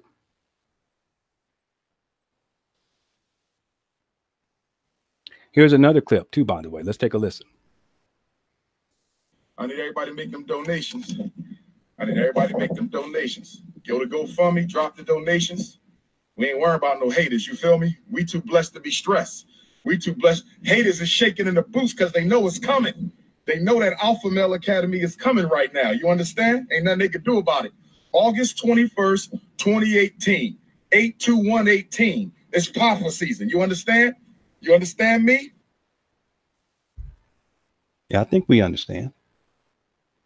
I mean, do you all understand? I mean, at this point, is it clear to you all? It's clear to me. One thing I want to say, too, I think is important to recognize is that this was an important promise, a date that he made, because after this one, a lot of people started to catch up to the game. And basically, a lot of people were sort of saying, look, OK, this is basically a scam. A whole lot of people got upset because that date came and it went. Okay, someone in the chat room said, oh, so it's August 21st, 2018. And people were waiting around. And then here we are, August 21st. Now, what are we in? We're in what, November of 2018? I remember he did this one video, too, by the way. And this was right when the summer got started. And he was saying, well, no, you know, it's Leo season. And now I have a surprise and about this school. And he was basically saying that, you know, I have an announcement to make about the school. But what happened? There wasn't no announcement that he had found the school, but he was claiming that he had found the school during the summer. So and then the other date, of course, that he set was the date that we just discussed, August, 21st, 2018. That's an actual date, not just saying, OK, during the summertime, he gave the date and that date came and left. And that was an important one because a lot of people begin to realize that, OK, this is just a scam because it's just it's called moving the goalposts over and over and over again. You know, there's something else I want to do. Well, actually, yeah, let me do this real quick because I want to make sure that people understand something. This particular post right here is very telling. It's very telling. I'm going to read it again. I resigned this morning from the school at which I served as certified school psychologist for nearly 10 years. I resigned because I don't want their reputation harmed from all the false negative publicity circulated about me daily. The state charges also helped this decision. Okay, so I want you guys to understand the level of hypocrisy. Though on one hand, he criticizes the public school and he wants to create his own school to save your boys. He also considers the reputation of the school that he supposedly has served as a certified school psychologist for nearly, why would it matter to him? Why would it even matter? He spent so much time debasing the public education system, right? Why would he even care? I resigned because I don't want their reputation harmed. Why would that matter? It makes no sense, does it? I don't want their reputation harmed from all the false negative publicity circulated about me daily. And then he says the state charges also helped this decision. So remember, he was called, y'all remember this? Anti-Afro Svengali, she really was at the forefront of really revealing a lot of information. A lot of information you guys don't know. That's why I want to encourage everyone to make sure you guys check out her YouTube page. She did extensive research into this and stayed up on top of this when, you know, Umar Johnson, I mean, he was in, and people think it's over, but it's not. Okay, people think it's over, but he was in some very hot water with the Board of Psychology. Okay, and correct me if I'm wrong with that in terms of terminology, anti-Afro Svengali. I don't know if you're still here or not, but so just to be clear, y'all remember when all that was going on? Well, around that same time, January 12, 2018, not too long ago, was the beginning of this year. Okay, that's when this particular post come out, but this post is so very revealing. Okay, I didn't mean to kind of divert away from what, you know, our momentum, but again, let's go back. I'm not going to play the audio, just to be clear. Umar Johnson, in his own words, he says a school is to open in 2015. Then he says a school is to open in 2017. And then he says he will have a school January 1st, 2018. I want you guys to remember that too.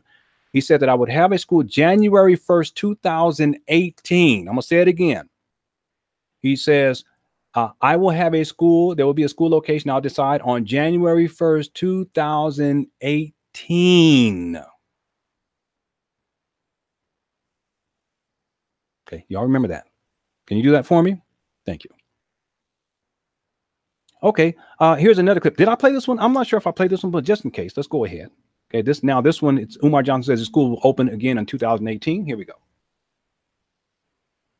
I need everybody to make them donations. Go to GoFundMe, drop the donations. We ain't worrying about no haters, you feel me? We too blessed to be stressed. We too blessed. Haters is shaking in the boots because they know it's coming. They know that Alpha Male Academy is coming right now. You understand? Ain't nothing they can do about it. August 21st, 2018, 82118. It's Papa season. You understand? You understand me? I'm sorry.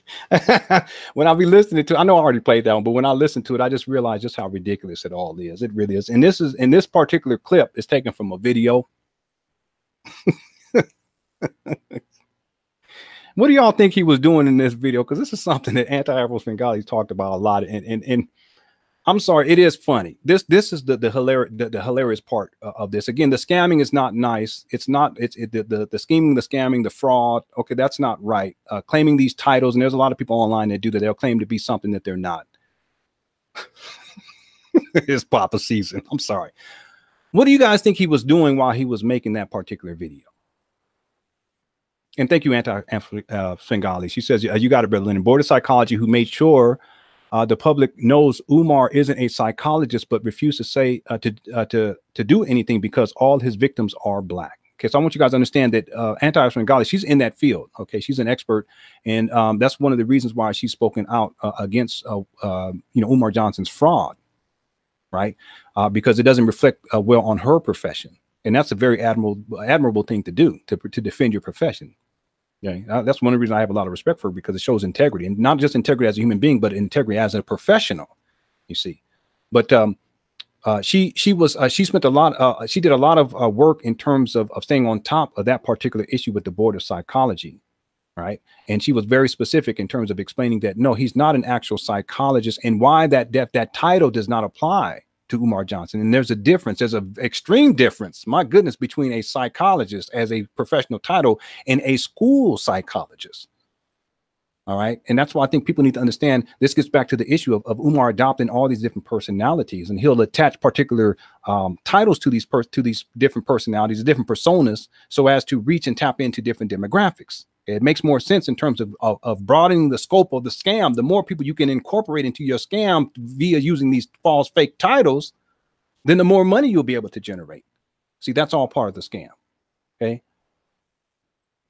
Okay, so I had asked the question, what do y'all think he's doing while he's talking all this talking about the Papa season and you know the haters are shaking in their boots?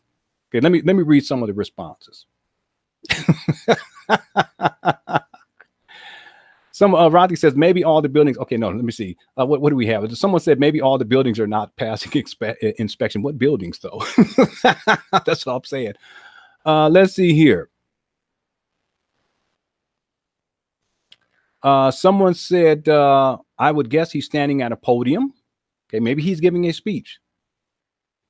No, he's not. He's not. So I'll just tell you guys that straight off of the bat, he's not. What else do we have? Any other? Well, there's other ones in here, but I can't scroll. So if I scroll up, I won't be able to see anything other than this. Okay. Also, let me just, before I tell you all what he was doing during this time, because I think you guys need to be made aware of it. It's very important. Anti-Afro-Bengali said, plus the prosecution attorney wrote a 23-page appeal pointing out Umar's lies, which included the school he said he quit, refused to verify employment, and never provided an employment contract. Okay, just, you know. Black Samurai says, what was he doing? Black Samurai says he was counting money. Okay. Equal Rights says he never got those keys. He seems never to get those keys. Okay. All right. So what he was doing, and this is one of the strategies in terms of the scam, was that at a certain point, people started to ask questions and people started to report his fraud to GoFundMe. And because he admitted this, that people were complaining because there was no kind of update and you know, people didn't know where their money had gone. And you know, he's traveling around the world. He keeps making all these promises. And each time he sets a date, that date passes and nothing comes out of it. So at a certain point, there were a lot of people, including people who supported him and contributed to his crowdfunding campaign for the Phantom School. They got upset. And they started to complain to go, and that's, and inevitably that campaign got shut down because of fraud. But the point that I want to make here is that one of the reasons why Umar Johnson really started to pick up the momentum in terms of doing videos where he's out supposedly looking at schools was because that was supposed to be the justification as to why it was taking so long. In other words, you can keep kind of going on and saying, no, I am making progress, even though you're not. And the way that you do that is you put forth this illusion that you're actually looking for a school. You guys understand what I'm saying? So you know, he'll record a video of him at a school site. And in many cases, he's not actually inside of the school. He's just walking outside of the school. And there's no one there kind of showing him around. And he's just walking, you know, it's like anybody else walking. It's, you can go and walk up in front of that school. It doesn't, you know, it's no big deal. But what he does is he'll walk around and he'll record it. And he did this so many times. When I would see it, I was like, this is utterly ridiculous. This is not the way to do things. There's no real estate agent there. There's no property manager there. There's no school official there. There's no one with keys to actually open up the building so that he can go inside. There was only a few where I actually saw there was someone there, but there were so many where he's just walking around or he's standing out in front of the building. So in point of fact, this particular clip, what he was doing was he was standing out in front of this building and he was saying that he adjusted an inspection in this building, but he just came out and he didn't record anything while he was in the building. And then while he's out of the building, the doors closed. It looks like everything is all locked. And he starts to record. He started talking about how he just did this school tour. You all see the scam, the game here? And so as he's walking around, that's when he begins to talk. And one of the things that he says is this. I need everybody to make them donations. Go to GoFundMe, drop the donations. We ain't worrying about no haters, you feel me? We too blessed to be stressed. We too blessed. Haters are shaking in the boots because they know it's coming. They know that Alpha Male Academy is coming right now. You understand? Ain't nothing they can do about it. August 21st, 2018. 82118. It's Papa season. You understand? You understand me? Okay, I think we all understand at this point. And see, even right now, if I just stopped here, I think that that's more than enough incriminating information, or really incriminating evidence from Umar Johnson's own mouth, for people to recognize that this particular school is nothing but a scam. There is no school, too, by the way, because he often says, I'm going to give an update on the school. Well, how are you going to give an update on something that does not exist? That's like me saying, you know, I'm going to give an update on my unicorn. I want y'all to think about this for a moment. I know you some of y'all may be saying, no, you're being facetious. No, I want you to be clear that if something is not real, how are you going to give an update on something that is not real? You're going to give an update on something that does not exist. Now, if he says something like, I'm going to give an update on me trying to find a school, that's one thing. But to say I'm going to give an update on FDMG, no, there is no FDMG. Not physically or even on paperwork. And there's reasons why for that too. There is no legal entity called FDMG. And yet when he asks people to write checks to send to his PO box, he's referencing FDMG. This too is part of the scam. Sounds like some Brother Polite kind of thing, right? Okay, so I want to go ahead and just remind people that part of the scam at a certain point, when people really start to ask questions and they start to complain, and people also complained to PayPal because he was complex. He had different revenue streams or you know, I don't know, gateways, revenue gateways, if you will, online gateways to bring money in, not just the PO box, which is physical. People send in checks and money orders, but also online. Okay. And so what was happening was that more and more people, you know, they were getting discouraged because again, he first announced this back in 2010. See, so by this time we're getting into 2017, we're getting into 2018. And a lot of people, they were like, wait a minute, you know, I've been contributing, let's say maybe for a year, maybe for 2 years, maybe 3, 4, 5, 6, in some cases 7 years. Who knows how long ago he was asking for money when he was going out to talk and giving talks and so forth and so on, going all the way back perhaps to 2010, 2011, somewhere around there.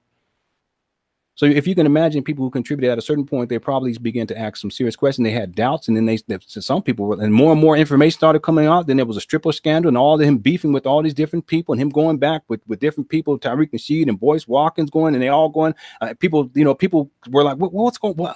You know, how are you going to be, how are we to believe that you have the disposition to be able to run a school for all black boys? And in the first place, just to be able to go through the process of establishing a school, everything that goes into it, which is far more than most people will ever realize, just to get a school up and running, let alone hiring people, getting, getting everything up to code, you know, making sure your insurance is in order, liability insurance, making sure you have the books, you have the computers, you have all that.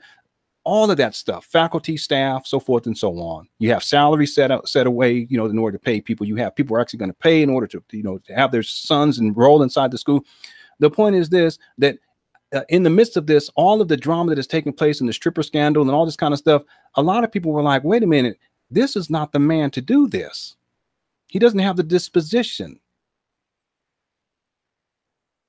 He's erratic. The situation with SETI, he's erratic. The colorism issue, he's erratic. You guys understand what I'm saying? He's emotionally unstable. And so as a consequence, people, you know, there's a lot of people that just kind of lost faith. But what happened was people began to complain. They complained to PayPal. They complained to GoFundMe. And so as a consequence, what Umar Johnson began to do was, okay, what I need to do is kind of show that I'm actually making progress. And the best way, and even though I'm not actually making any progress, the best way for me to give the illusion of making progress is to start doing videos of myself walking around in the schoolyard someplace. There's only maybe 2 that I've ever seen where he's actually inside of a school. And one of those, he was in there by himself. There's no one else in there. And it really wasn't even a school. It was like it looked like a, you know, I don't know what they call those things, you know, where a daycare center kind of thing. And he's walking around taking a video of himself and no one else is around. He's being very quiet too. And I'm just going to tell you again, everything else that I've shared here, you know, I'm basing it based upon his own words and post. But I'm going to share something here, just speculation. This is going to be it. And, well, maybe I may speculate later, but this is going to be something that's speculative. I think he broke into that particular building.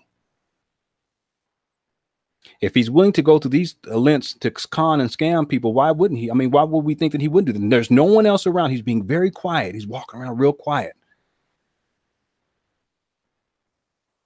I'm speculating here, but my belief is that he broke into that building and he slid through a window or can you see him climbing up? Yeah, ain't nobody in that building. I'm just climb up in there. And he just climbs up on in there. I'm sorry, I shouldn't do that. Okay. I told myself but all of this is so ridiculous that, you know, I have to infuse just a little bit of humor because it is so ridiculous. And it's tragic too. And that's my way of just kind of easing things out. But I can just see him climbing through a window or, you know, just, you know, I don't know, whatever it takes. He can climb. Okay. So what he was doing in this particular video clip was he was walking around on a school ground, and he was claiming that you know, he was doing an inspection, or that he was checking out the property, and this is one of the schools that he was supposedly looking at. So I'm gonna say a trespasser alert. Yes, absolutely. And in fact, one of the reasons why I say this, and I have a link to this video inside the description for this particular video on YouTube. When I say the link to this video, I'm talking about this audio that I'm playing. I have a link to the actual video. And one of the things I found fascinating is that towards the end, he ends it very abruptly, and right before he ends it, he starts looking off into the distance, and you can tell like someone's walking in his direction. See, I pick up on those types of things. All right. It's subtle, but you can tell he kind of looks over real quickly and at a glance, and you can tell, you can sense it, that it's like almost a sort of fear that comes over him. And then maybe a couple of seconds later, he real quickly, he just kind of finishes up what he has to say, and then he clicks out of the video, or in other words, he stops recording. All right. Okay, so that's when Umar Johnson says the school is to open in 2018. Again, this is all his own words. Okay. I think I saw something too. I have to make sure, because Anti-Afro Bengali had said something too. I want to make sure that I read that. It says, "Oh, please, Umar running a school. He'd be sexing up parents in back rooms while their children wait outside the door, just like Seti said, which sent Umar into rage because he knows it's true." And this is, you know, I would agree with this, and I'm going to agree with the Seti part here. Because when you guys remember the whole Seti beef situation that took place, I think what really triggered Umar to go off to that extreme, and again, let me go back. I'll go back here real quick. That's the picture over here on the right with him in the Philly cap, and he's trying to, you know, be all hardcore gangster style. He ain't about that life, people. All right. But I do have a sense, and Anti-Afro Bengali just alluded to that one of the reasons why Umar reacted that way was because too much truth was being stated by Seti, and that really triggered Umar, because ultimately the con is the school, but it's, and the con is not just to get money, but also to gain access to women who believe in him, more specifically single Black women who have children. And that's why the stripper situation that came up, that's why that's so telling. You see, so when Seti revealed that truth, and see, I want you guys to understand that it's not just what Seti's saying. You know, people who are behind the scenes, they've been talking about this type of behavior for a long time. A lot of y'all just simply don't know it because you're not behind the scenes. You know, but if you've been around long enough and you've talked, and I was first introduced into the so-called Black conscious community when I was in college. So we're going back to probably when I was about 19 years old. I'm about to be 43. So it's been a long time, and there's a lot of people that I've met. Stories get circulated, stories that, you know, some of these stories, if you all ever heard them, you would be, what? Are you serious? And there's been a lot of people. There's been a lot of women who have spoken out about Umar trying to you know, basically get up, run game on them. You know, trying to figure out the ways for them to come to his hotel rooms while he's out speaking. There's all types of stories that are out there. Now, I can't say too much more than that, because that's stuff that individuals who have had those experiences, I think that's up to them if they want to come forward and share that type of information. But I just want us to be clear that one of the reasons why Umar really became unhinged was because what Seti was talking about in terms of Umar's sexual behavior, and really using his position as the quote unquote most requested scholar, Big Papa, using his position and influence to manipulate single Black women into having sex with him and to have sexual relations with him. Single Black women in particular who had sons. Okay. And that's why Umar, I have a sense that's why he became so unhinged, and he went into a fit of rage, because that truth was being told, and it was being told by Seti. You'll be surprised too. A lot of these internet-based leaders, they have a lot of information about each other, and it's interesting. Oftentimes you see them beefing with each other, and they'll say certain things about each other, and they'll reveal certain truths, but then they get back together and they're all cool. It's because they get together and they kind of coalesce again for profit. But then at a certain point, there's a falling out. Whenever there's a falling out, whenever there's beef, there is truth that is being revealed. I remember this one brother once said, yeah, let them do what they're doing. Let them continue to have beef with each other, because as they're having this beef, they're telling the truth on each other. And they have information about each other because they've been dealing with each other, and they've been dealing in the same circles for 5, 10, 15, in some cases, 20, 30 years. You see, so that's why I think it was very revealing what took place with Seti. But you know what? I was not surprised, though, either. I was not surprised in terms of what happened after Seti had said what he said. OK. All right. So, again, going all the way back to 2010. For those of y'all who tuned in later, make sure you check this out in the archive, because what I talked about was that each one of these pictures actually represent a different caricature, a different persona that Umar Johnson actually plays in order to tap into different demographics. Okay, you got the professional here on the left. In the middle, you have the Pan-Africanist. And then on the right, you have the ghetto-centric character, right? And each one of these taps into a different demographic within the African-American community, but he also has other personas that he uses at different times. And each one has a different type of, it's composed in a different type of way, uses a different type of a language, right? The personality is a bit different. But what you'll find interesting that when he gets into a pinch or in a bind, the real Umar Johnson comes out. Okay. You guys hear me on that? Okay. Okay. So this all goes back to 2010 in terms of the school. A lot of people think that it's 2004-ish, 2015. No, all the way back to 2010. Okay, you guys can check. We talked all about all this earlier. Again, this is him claiming to be a principal back in 2014. And then here it is in 2014 again, saying, he has an obligations as a principal at a public school. But then here we are in 2018. He says after 10 years, nearly 10 years of serving as a certified school psychologist, he's finally resigns. How does he serve for almost nearly 10 years? He's serving as a school psychologist while at the same time he's serving as a principal of a public school. How's that possible? We talked about that a little bit earlier. And then, of course, Umar Johnson says school is to open in 2015. I played audio. Umar Johnson says school is to open in 2017. I played audio. Umar claims that he will have a school in January 1st, 2018. I want y'all to remember that. Okay, January 1st, 2018. That's when he said he will have a school. And I remember he went on this big campaign to get more donations going into the end of the year, which he does every single end of the year too, by the way. There's a reason for this. I'll talk about this yesterday. If I remember, someone remind me in the chat room if you guys want to hear the reason why that is the case, that towards the end of the year, that's when he tends to really go to the extreme in terms of trying to get people to give him money. If you guys want me to explain that a little bit later, once we get to the end, just post it inside the chat room once we get to questions and answers. Okay, so here's January 1st, 2018. Umar Johnson says the school is to open in 2018. Did we already play this one? Let's just go ahead. I need everybody to make them donations. Okay, yeah, we already played that one. I don't know if you guys noticed too, he's breathing very heavily too while he's talking, and that's because he's walking around the school, the school, and it really actually wasn't a school, it really was a church too, by the way. I mean, my goodness, people. It has a steeple and everything. He was winded because he was walking around at this school, right? And he was basically walking in front of the school and walking around on the side, and then towards the end, you can say he looks over real quick because someone's coming. And he finishes up real quick and he cuts the camera off.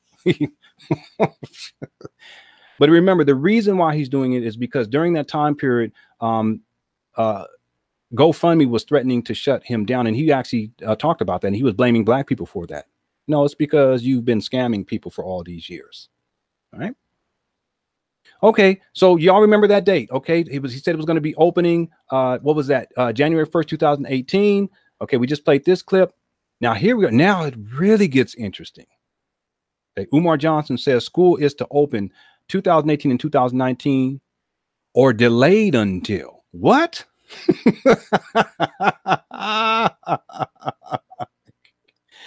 And the person who got me to go watch this video, because there's a whole video is anti-Afro-Senegalese, because she broke all this down. And this is when I think, if I'm wrong, correct me. I think it was the what was this brother's name? Mike Nice or something like that. Let me know if you're still here. Let me know. Okay, if you could post it in the chat, because I want, and I have it in the link in the description, but I also want to say it while I'm on air here. I want to play this to you, and I wish I could have, and I probably could have played a whole lot more of this, because this particular interview is extremely revealing. This is one that I would encourage everyone to check out. Okay, this was so revealing, but I'm just going to play just a very small sample of it. And this is Umar Johnson. It looks like it was like a public access a television show, and he's being interviewed by this gentleman here. Okay, so here we go. When can my viewers, my listeners, and your supporters be expecting your school? What year? What's the time frame? Okay, if you have, again, another question that I've answered. Yep, I know you said in August of 2018, if not August in 2018, the following year, 2019. You already have your answer. Right, so what are the chances you're going to get that, though? have your own school by those in the next couple of years? Is 100 like it's 100%, 90%? Okay. That the school will be up on August 21st, 2019. Okay. And if there was a delay, and I don't see why there should be, then so be it. No one who supports me and my work would care about that at all. Wow. No one who supports my work would care about that at all. See, one of the things about Umar is he doesn't care about his supporters. I'm going to say that straight up. He does not care one way or the other. Because see, the thing is that it doesn't really matter, because as long as he's bringing in new people, he can dismiss the other people. They can just go on about that. Even if you've already donated, so what? I've already got your money. Just get on. There's other people that I just have to tap into, other demographics, or I have to tap into people in other countries if I need to. I need to go to Africa. I need to go to Japan. Wow. I need to go to China. I'm over in UK right now. I got to do what I got to do. But can you imagine someone making a statement like that? Even if it doesn't happen in 2019. Okay, so now he's saying 2019. But then he say August 21st. Even if it doesn't, it wouldn't matter. You know, it wouldn't matter to the people who support Umar Johnson. Total lack of respect for those who support him.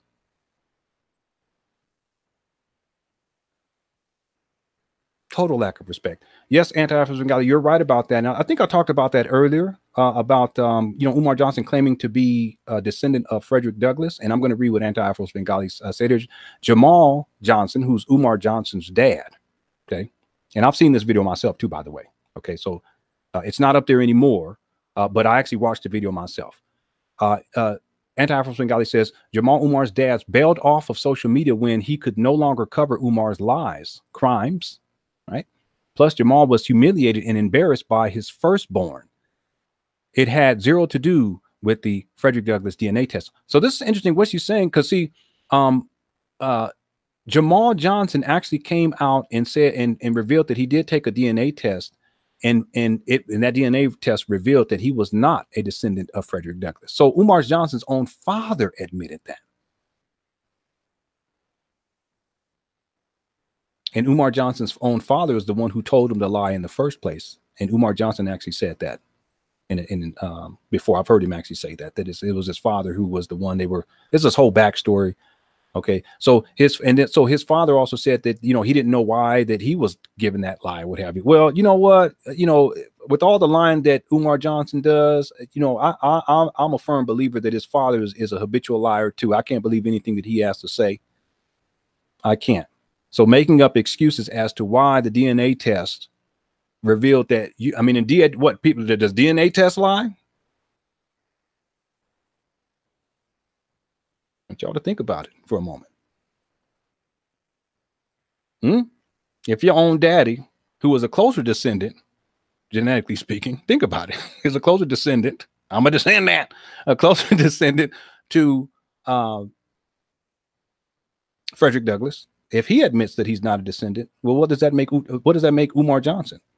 If your daddy's not one, what does that make you? Okay, but what anti-African Bengali is pointing out is that it is her belief that the reason why Jamal Johnson exited social media was because he's just been so humiliated by his son. He's so embarrassed.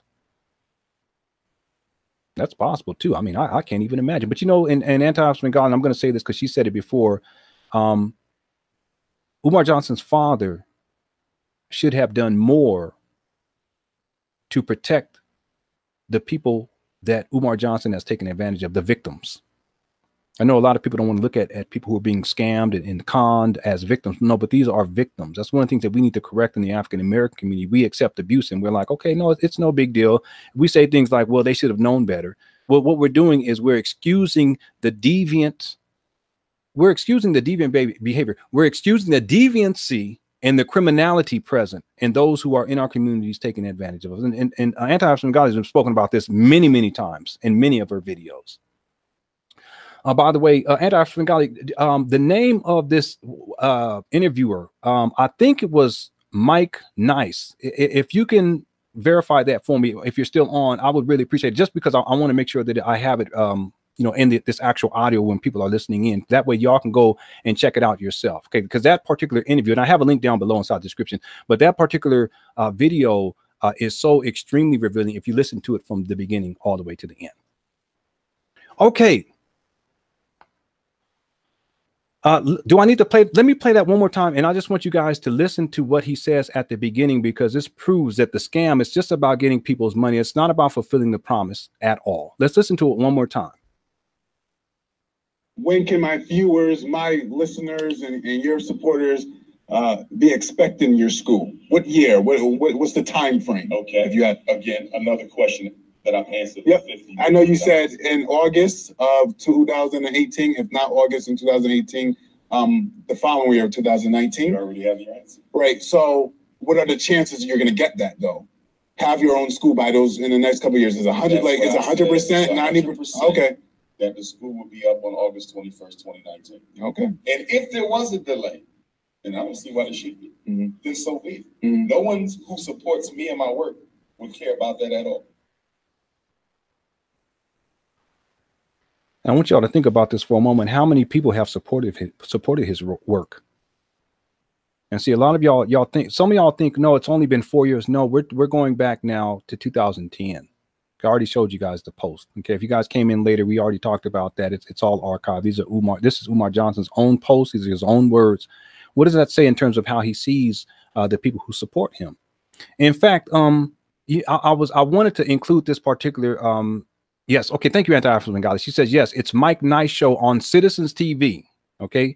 I believe his real name is Mike Howard, but he goes by the Mike Nice show. Okay. I'm going to read that again for anyone else, because I think that this particular interview is so revealing.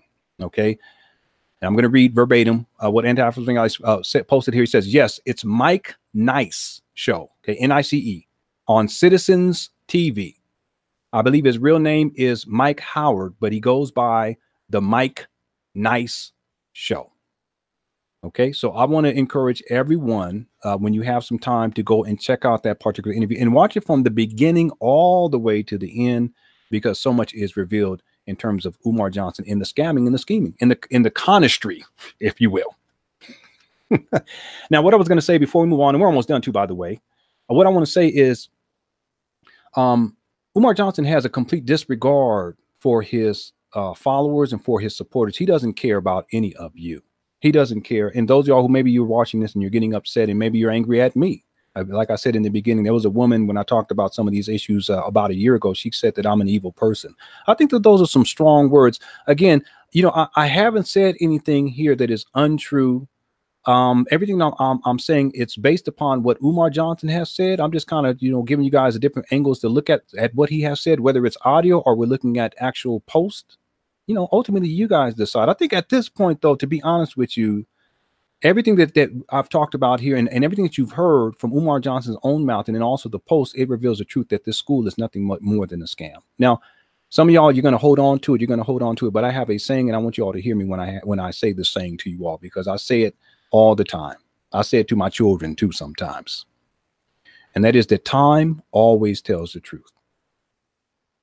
Time always tells the truth. So at some point, you have to admit to it. Now, some of y'all, maybe it's going to take another 10 years. It's going to take another 20 years. Who knows? I hope it doesn't take that long. But as Anti-Afro Bengali says, buyer beware. You got to protect yourself. You have to protect yourself. And there's nothing wrong with supporting people who are doing the good things, or, you know, maybe they need help. No, there's nothing wrong with that. But if someone puts forth this scam, this scheme, and it's so contrived and it's ongoing now for 8 years and no closer to fulfilling the promise. It's no closer today to fulfilling the promise than he was 8 years ago. People, at a certain point, you have to wake up. You have to wake up. It's on you. I'm just sharing some different angles to look at this, but I you know, in my mind, there's enough here in terms of what he has already said to show you all that he's just basically, it's called moving the goalposts. You say, I'm going to have it now. And then you don't, and you move it to the next date. You say you're going to have it by that date. You don't. That date passes. You move it to the next, and you move it to the next. As you move it to the next, and you move it to the next. Yeah, someone said it's been up to 15 years. It could be longer, and it's true. It could be longer, you know. But I'm going based upon the post that I've seen, and basically that first post that I showed, that it says 2010, but it's possible that he was scamming people with this possible school going back before. That is possible. I mean, I wouldn't doubt that. But again, I don't want to speculate. You know, I did one speculation here today, and I prefaced my statement by saying that. But everything else is based upon exactly what Umar Johnson has posted, and there's evidence, and then also what he has said. And I've already played the audio. You all decide. Okay, it's up to you. Okay, I'm sorry. Let's see, Brother Leonard, you also, like most decent people, you did pronounce Arab correctly. Sound Arab versus Umar's racist Arab. Okay, yes. He's so ignorant and embarrassing to black people, and most people will not see that intricacy, but I think that is very much revealing. That's why your video today, like, I was like, okay, I have to do something on Umar, because of what you talked about, even his lack of understanding in terms of geography. And he's over in Europe and making all of these statements. He has absolutely no clue about what he's talking about. No clue. All right. What was I going to say? There was something else I was going to. Yes. Now, there was one other video that audio that I wanted to play. I just didn't have time to find it. And if anyone, even if right now, if you guys can, if there's anyone, if you have some time, if you can go online and find it, you will know exactly what video I'm talking about. And I can set it up to where I can actually get it on my computer, or you can type it in the chat room, and then I can put it on my computer and I can play it, and I can play the audio, and you all still be able to hear. But there's this particular video I think that illustrates Umar Johnson's lack of respect and lack of appreciation for his followers and for those who contributed to his school's scam.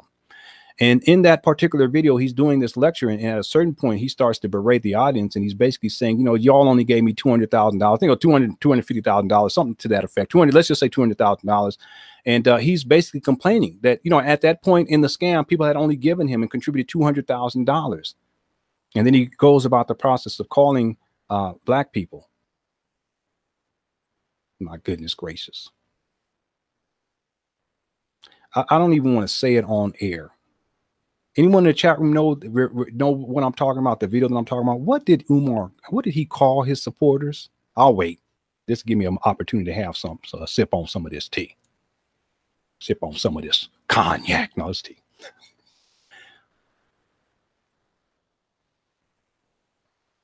Anybody, please. I want to see. Does this ring a bell? He's in this yellow suit. Okay, someone got part of it. Ultimate Hit got part of it.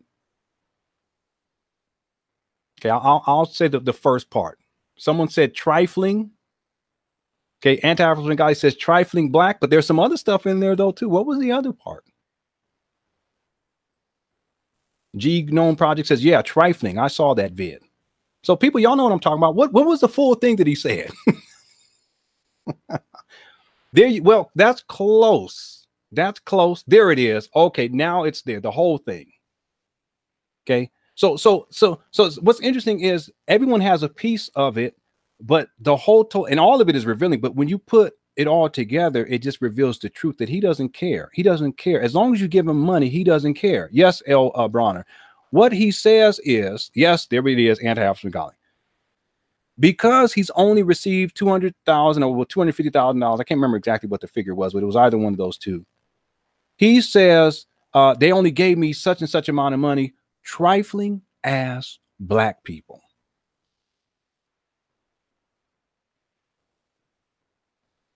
Who is he talking about? He's talking about black people, but he's also talking about his supporters, people who contributed. That's what he thinks about y'all.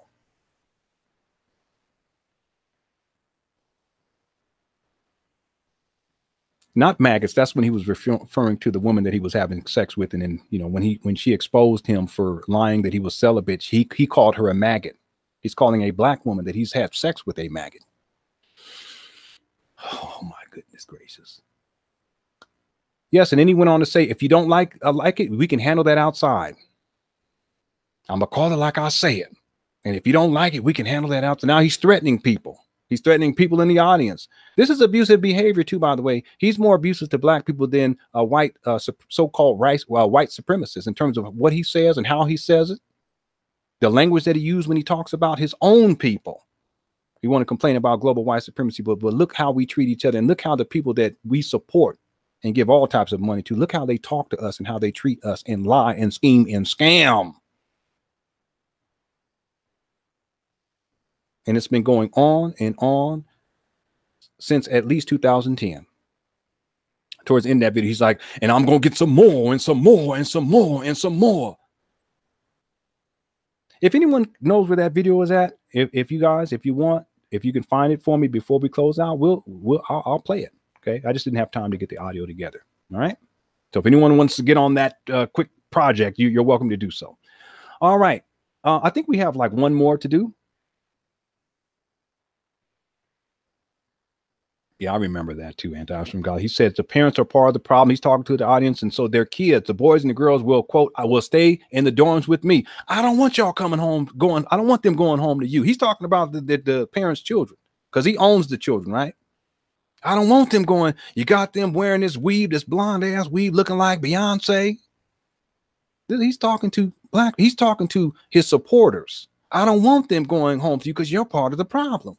He berates his audiences. He treats black people worse than white supremacists treat black people.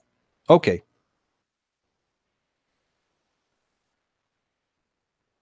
And then he says, yeah, they're going to stay with me. The boys and the girls, they're going to stay with me. And then he pauses. He really meant to end that sentence, but he takes a drink and he thinks about it while he's drinking. And then he stops. He says, in the dorms. Did y'all catch that too, by the way?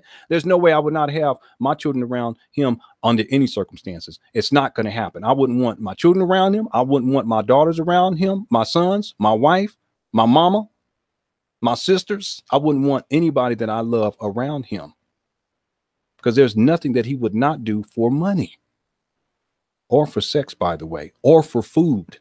Okay, because those are his three addictions. We ain't going to get into all that. All right. He also has an addiction to adoration too, but that's a whole nother topic that deals with the narcissism. And okay, anyway, if anyone finds that video before we close out, please post it inside the chat room, post the link, and then I'll play that before we close out. Okay, so I just played this clip. I think we have one more, and then we'll start to close out for today. When can my viewers, my listeners, and your supporters be expecting your school? What year? What's the time frame? Okay. If you had, again, another question that I've answered. Yep. I know you said in August of 2018, if not August in 2018, the following year, 2019. You already have your answer. Right. So what are the chances you're going to get that though? Have your own school by those in the next couple of years? Is 100 like it's 100%, 90%? Okay. That the school will be up on August 21st, 2019. Okay. And if there was a delay, and I don't see why there should be, then so be it. Mm-hmm. No one who supports me and my work would care about that at all. I'll beg to differ on that. I think people do care, and I think you should care. You should care enough about the people who care. You should care enough about the people who support you. You should care about enough about the people who sent you that $200,000, even though you called them trifling ass black people or trifling ass Negroes, whatever it was. I think it was, he said black people. I can't remember. You should care enough. If someone is willing to put their faith in you, you should care about them enough. And that's for all of us. I think that's a lesson for all of us to learn. Okay. Umar doesn't care. All he cares about is getting money from people. The money allows him to continue with the scam. It allows him to continue to travel. It allows him to continue to get the hotel rooms. It allows him to continue to support his lifestyle. It also allows him to put himself in a position to gain access to more women to have sex with. It also allows him to buy more food. These are his addictions. At the very least, these are his three addictions. Okay. You guys have to be very careful, as Anti-From has been saying, buyer beware. You have to be very careful, because there are individuals out here who will take advantage of you, and they will run a scam, and they will run a scam. What, 8 years running? We're getting into the 9th year of this scam coming up. That's a long time to be scamming people, and there's a lot of people out there in these internet streets who have been scamming people for a very long time. For a very long time.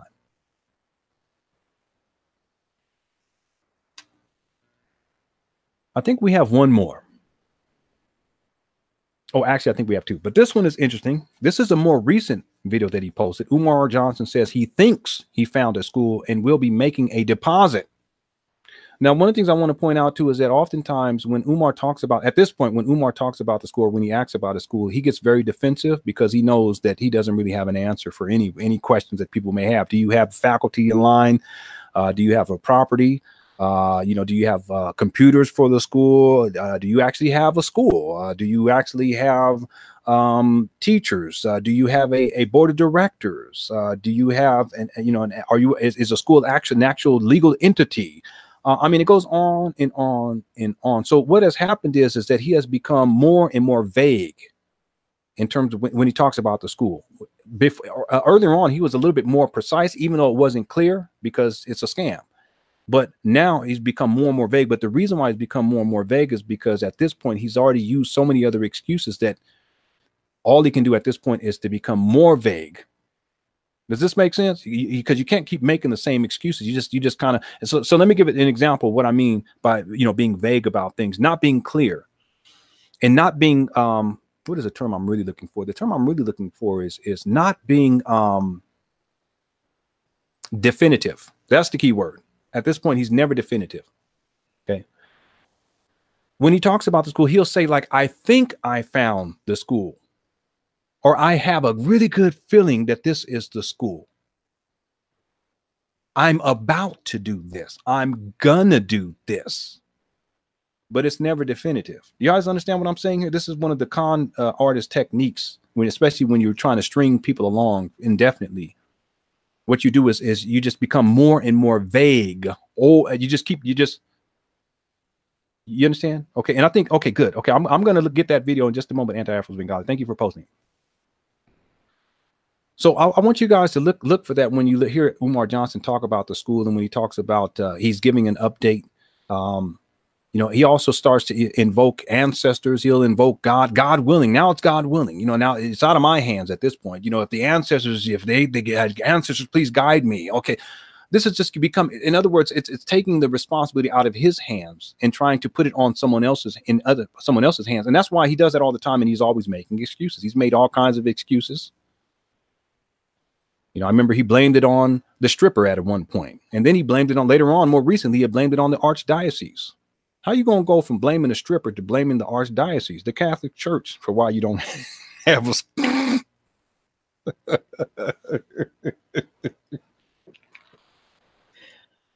I want y'all to think about that for a moment. When we talk about the habitual lying, it's a stripper's fault about 2.5 years ago.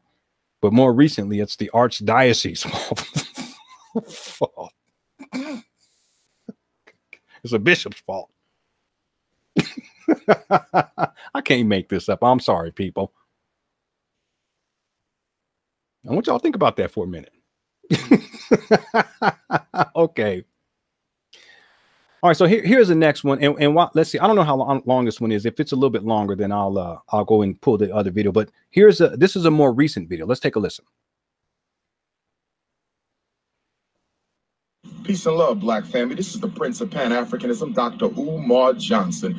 Brothers and sisters, I just wanted to take this moment to tell you that today was a very, very good day in the history of the Frederick Douglass and Marcus Garvey RBG International Leadership Academy for Pan-African Excellence. I visited a campus today that I was very impressed with. It reminded me so much of the original campus that we tried to secure, the St. Paul's College. This campus, brothers and sisters, is a residential campus complete with 5 buildings, dozens of acres, agriculture, gardening, animals, everything we want to do, we can do here, brothers and sisters. I love it. It reminds me of the St. Paul's College. And the good news is we have the amount of money that's being requested. Now, there's other parties who are also interested in purchasing this campus. So I'm going to have to put a bid in, and they will as well.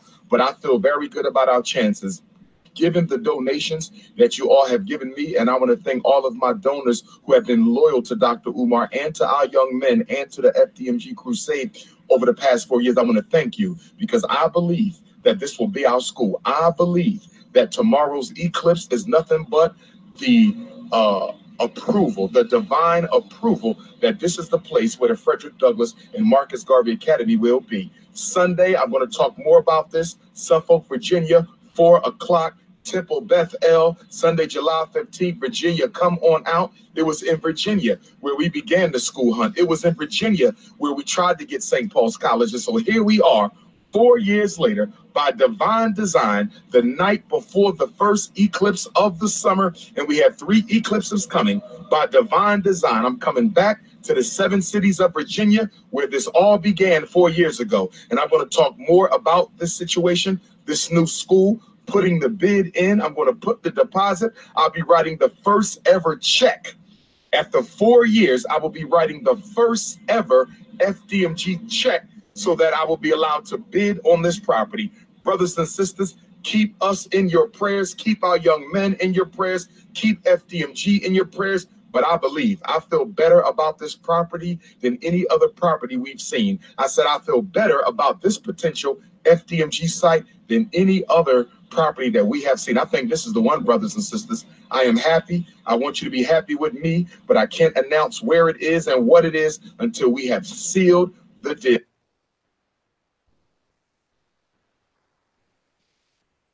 Okay. I'm not going to insult anybody's intelligence at this point. I think if you don't see, how can I say this and be politically correct? If you don't see the bullshit at this point, and I'm not being insulting here, okay, because I trust that each and every one of you have enough intelligence to be able to understand the game at this point and what he's doing in terms of the manipulative techniques. And I'm going to explain exactly what I mean. I've done a lot of work in terms of media manipulation over the years.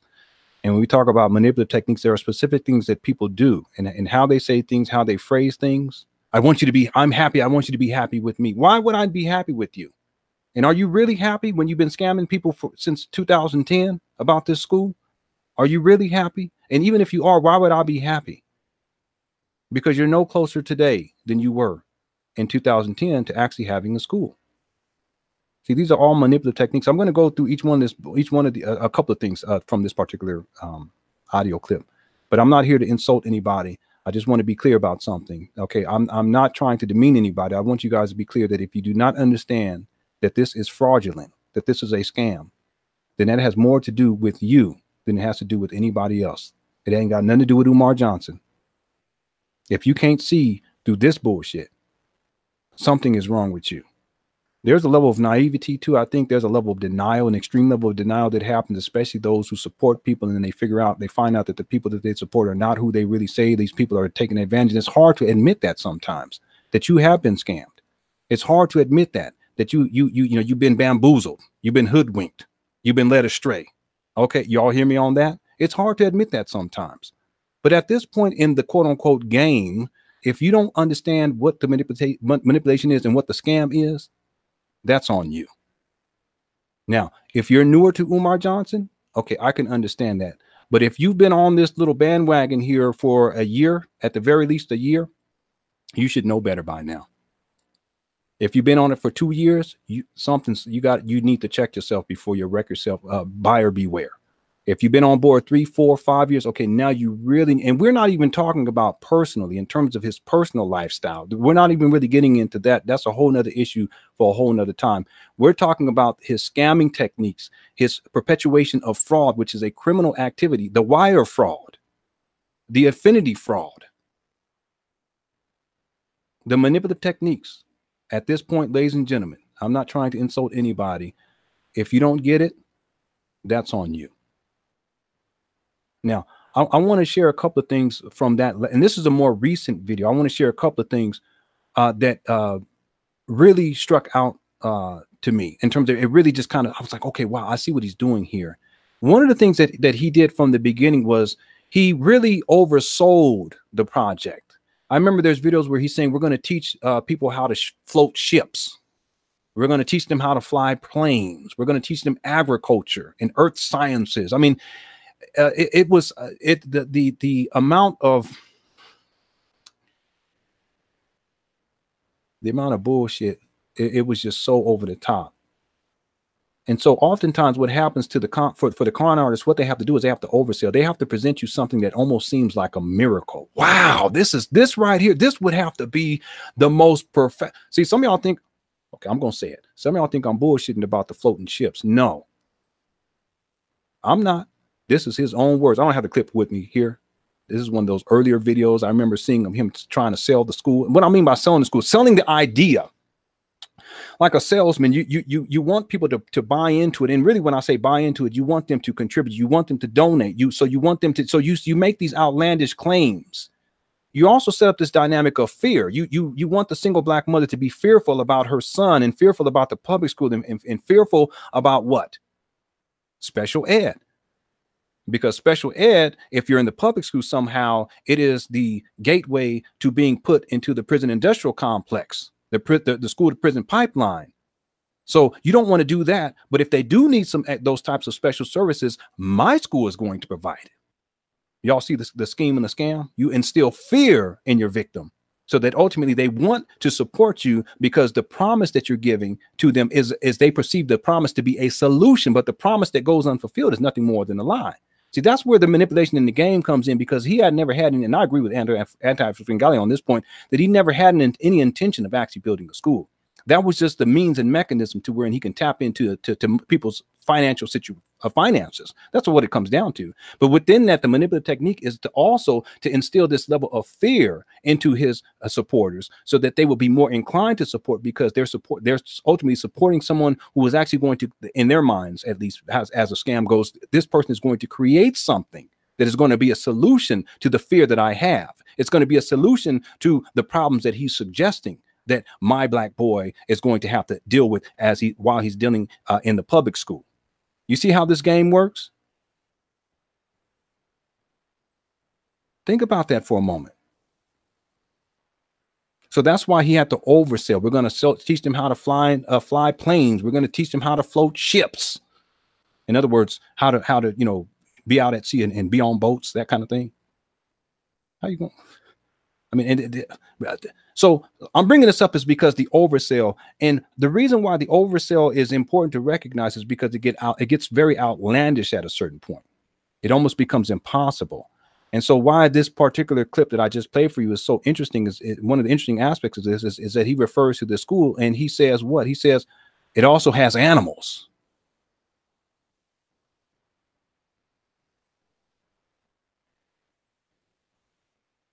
Okay. What does, okay, it has animals. Okay. And what does that have to, okay, but because it has animals, this is a school. I feel really good about this school. You see the oversell? He also says we have the money. Well, if you have the money, then why didn't you purchase the school already? At least the property. Why haven't you done that after all these years? Why not? People in the chat room say, yeah, he has llamas and goats and tigers and bears. Oh my.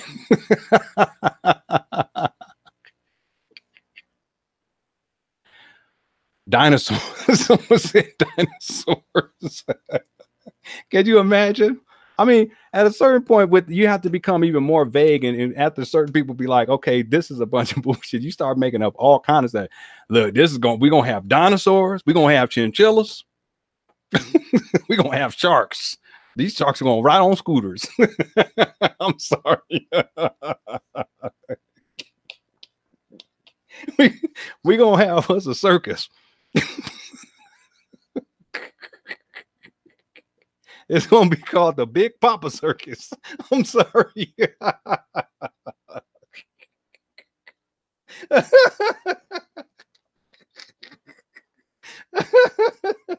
I'm sorry. It's the Big Papa Circus. I'm sorry, people. I can't help it. I mean, I didn't mean, I told myself I wouldn't do that. I told myself I would just stay on task. Hey, man. Hey, man. Where you going this weekend? Yeah, man, I got some tickets, bro. You got some tickets? Where you going? I'm going to the Big Papa Circus. I'm sorry. Oh my goodness, my stomach hurts. Okay. I'm sorry. I remember when I heard him say that it has animals, I just lost it. I remember I said, did he just say the school has animals? Why? Okay. Okay, I need to take a second to get myself together. I apologize because I told myself I wasn't going to do that. But my goodness, some of this stuff is so outlandish and outrageous that I can't control myself. Give me 1 second. I'm going to play this clip again, and this will give me a moment just to have a sip of tea and get myself together. Okay, here we go. Peace and love, Black family. This is the Prince of Pan-Africanism, Dr. Umar Johnson. Brothers and sisters, I just wanted to take this moment to tell you that today was a very, very good day in the history of the Frederick Douglass and Marcus Garvey RBG International Leadership Academy. Okay, hold on 1 second. I just want to point something out. Maybe that's what we'll do. We'll go just step by step here. He said this is an important day in the history.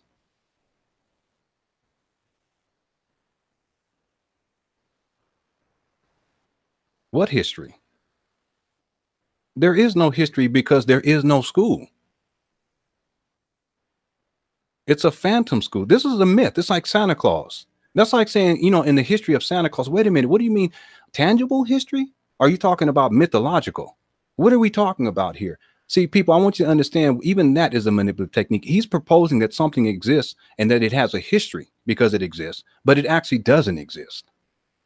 See, this is the media See, media uses these type of techniques all the time to basically manipulate people. Okay. And I've been studying this type of thing for a long time. I've done a lot of work dealing with media manipulation. I've done a lot of work.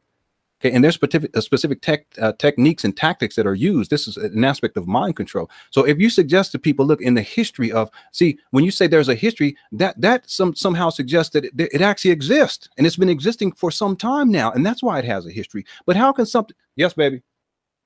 Okay, that's fine. Can you warm me up some tea, baby? Okay, thank you. But there is no history. So and it doesn't exist. So how can there be a history? See, I can tell y'all right now, you know, in the history of unicorns, there was a white unicorn, there was a pink unicorn, there was a brown unicorn named Molly. There was a red unicorn named Samson. And the golden unicorn's name was Becky. And all of the history of these unicorns, the history of a unicorn, what do you mean a history of a unicorn? There is no history, no real history, because there are no unicorns, but there is no school. You guys understand what I'm saying here? So keep that in mind, because Umar Johnson does that quite often. He'll phrase things as if these things exist. He'll phrase it in a manner and in a way as if these things actually exist, when in point of fact, these things don't exist.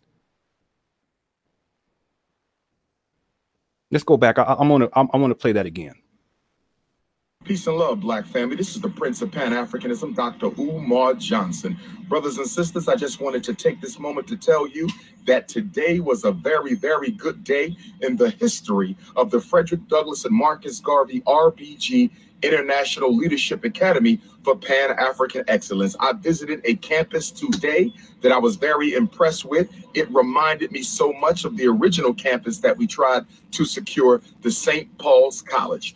This campus, brothers and sisters, is a residential campus complete with 5 buildings, dozens of acres, agriculture, gardening, animals, everything we want to do, we can do here, brothers and sisters. Okay, did you guys hear the oversell? Gardening, animals, there's everything that we can do here. You guys hear the oversell? Okay, that's part of the manipulative technique. All right. People do that all the time. You know, people, the used car salesman, he has to oversell. I'm gonna tell you, I'm gonna be real with it. You know, back in the day, the brothers that be dealing the drugs, they have to oversell on a certain level in order to make that profit or to make a better profit. Y'all know the game. Okay, Umar Johnson uses the same techniques. He's been doing it for a long time. Okay, these are his own words too, by the way. All right, let's continue. I love it. It reminds me of the St. Paul's College. And the good news is we have the amount of money that's being requested. Now, there's other parties who are also interested in purchasing this. Okay, so he just admitted that he has the money that is required to purchase. But then later he says that a bid needs to be put in. Okay, so which one is it? You understand what I'm saying? But then another thing, in terms of being vague, he has to infuse this notion that other people are bidding as well, because that's his out. You guys understand what I'm saying here? That's his way of when nothing actually transpires. See, the idea is I want to get people riled up because I'm about to buy this school. I'm about to write the first check, so forth and so on. But there's other people who are bidding on it too. You understand what I'm saying? So the idea is you can oversell and you can suggest that somehow you're going to buy the school, but then you also must infuse this notion that there are also other people who are interested and they're going to be putting in bids, so that when nothing actually comes out of this, and nothing has, you can simply say, well, I was outbid. Someone else got the property.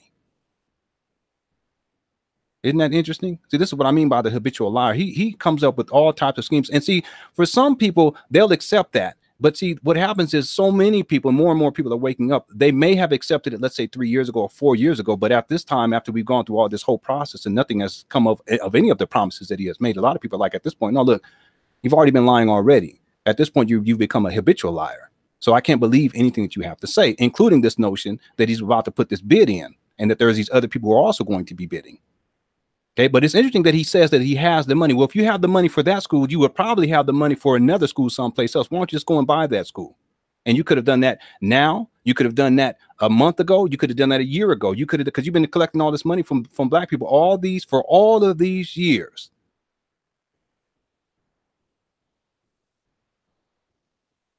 Campus, so I'm going to have to put a bid in, and they will as well. But I feel very good about our chances, given the donations that you all have given me, and I want to thank.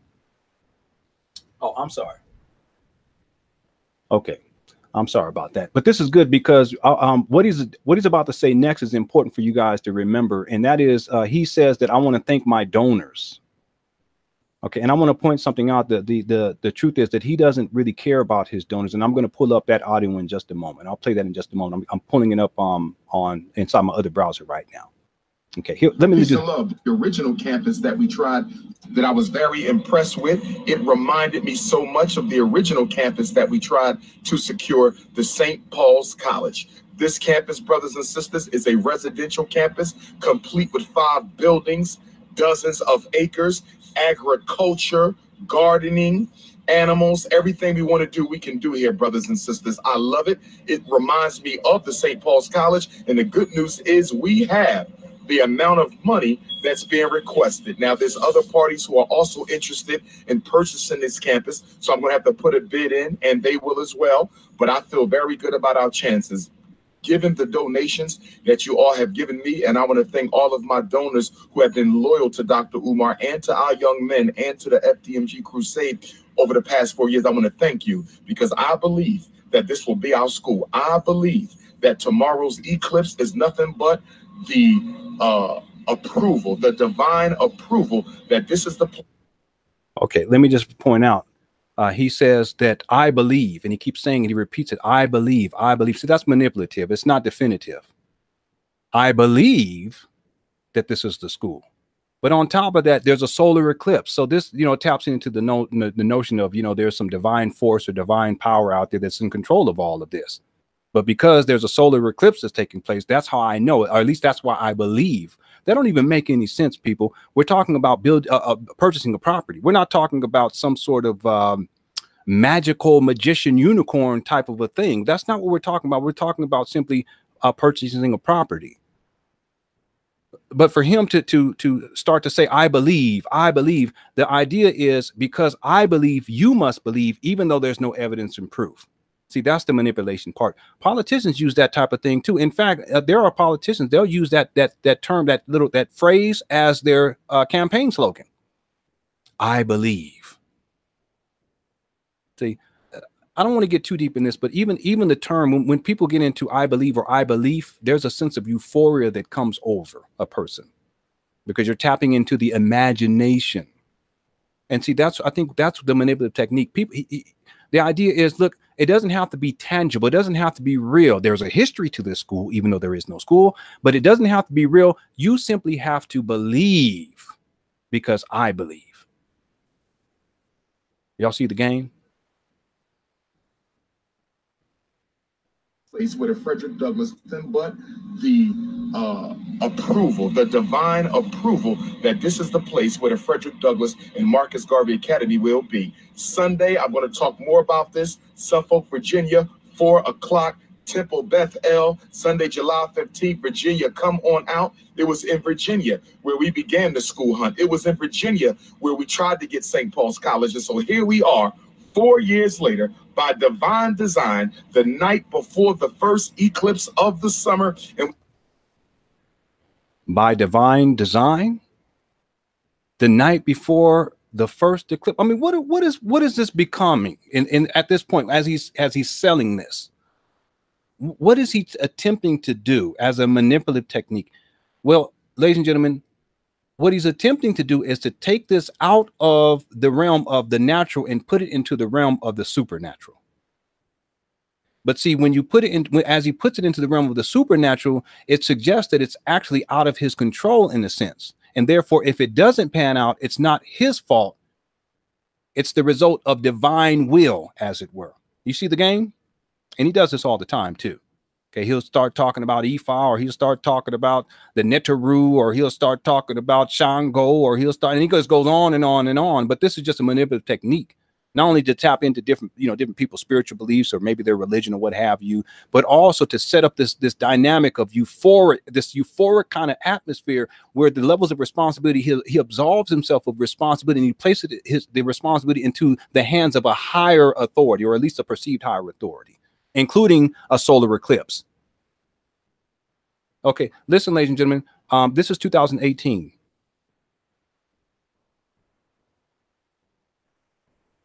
You guys understand what I'm saying when I say that this is 2018?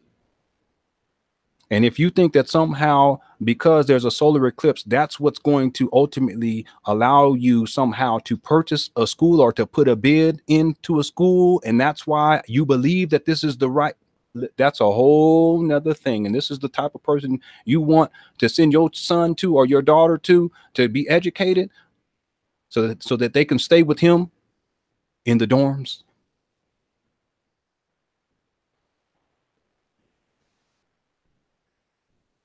We have 3 eclipses coming by divine design. I'm coming back to the 7 cities of Virginia where this all began 4 years ago. And I'm going to talk more about this situation, this new school, putting the bid in. I'm going to put the deposit. I'll be writing the first ever check. After 4 years, I will be writing the first ever FDMG check so that I will be allowed to bid on. Okay, so he has to write a check. That, as the story goes, he has to write a check to be able to bid.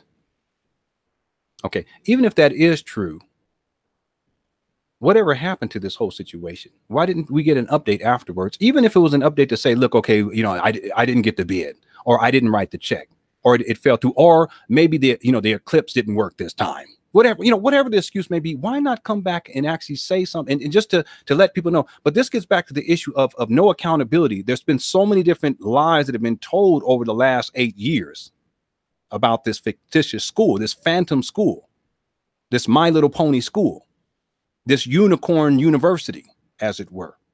There's been so many lies that have been told that at this point he tells lies, and even after he tells a lie, he doesn't even feel compelled to actually come back and at least give an explanation to justify what he said. And see, the problem is that people aren't thinking critically enough to at least ask the question, okay, whatever happened to that? And see, if you, even on his Instagram page, he's posted stuff like, it looks like, and see, there it is again, the being vague. It looks like I'm about to write the first check for the FDMG Academy. And he posts that, there's no context whatsoever, and he never follows up with it. Y'all see the game? This is, just stringing people along, and it goes on and on and on ad infinitum.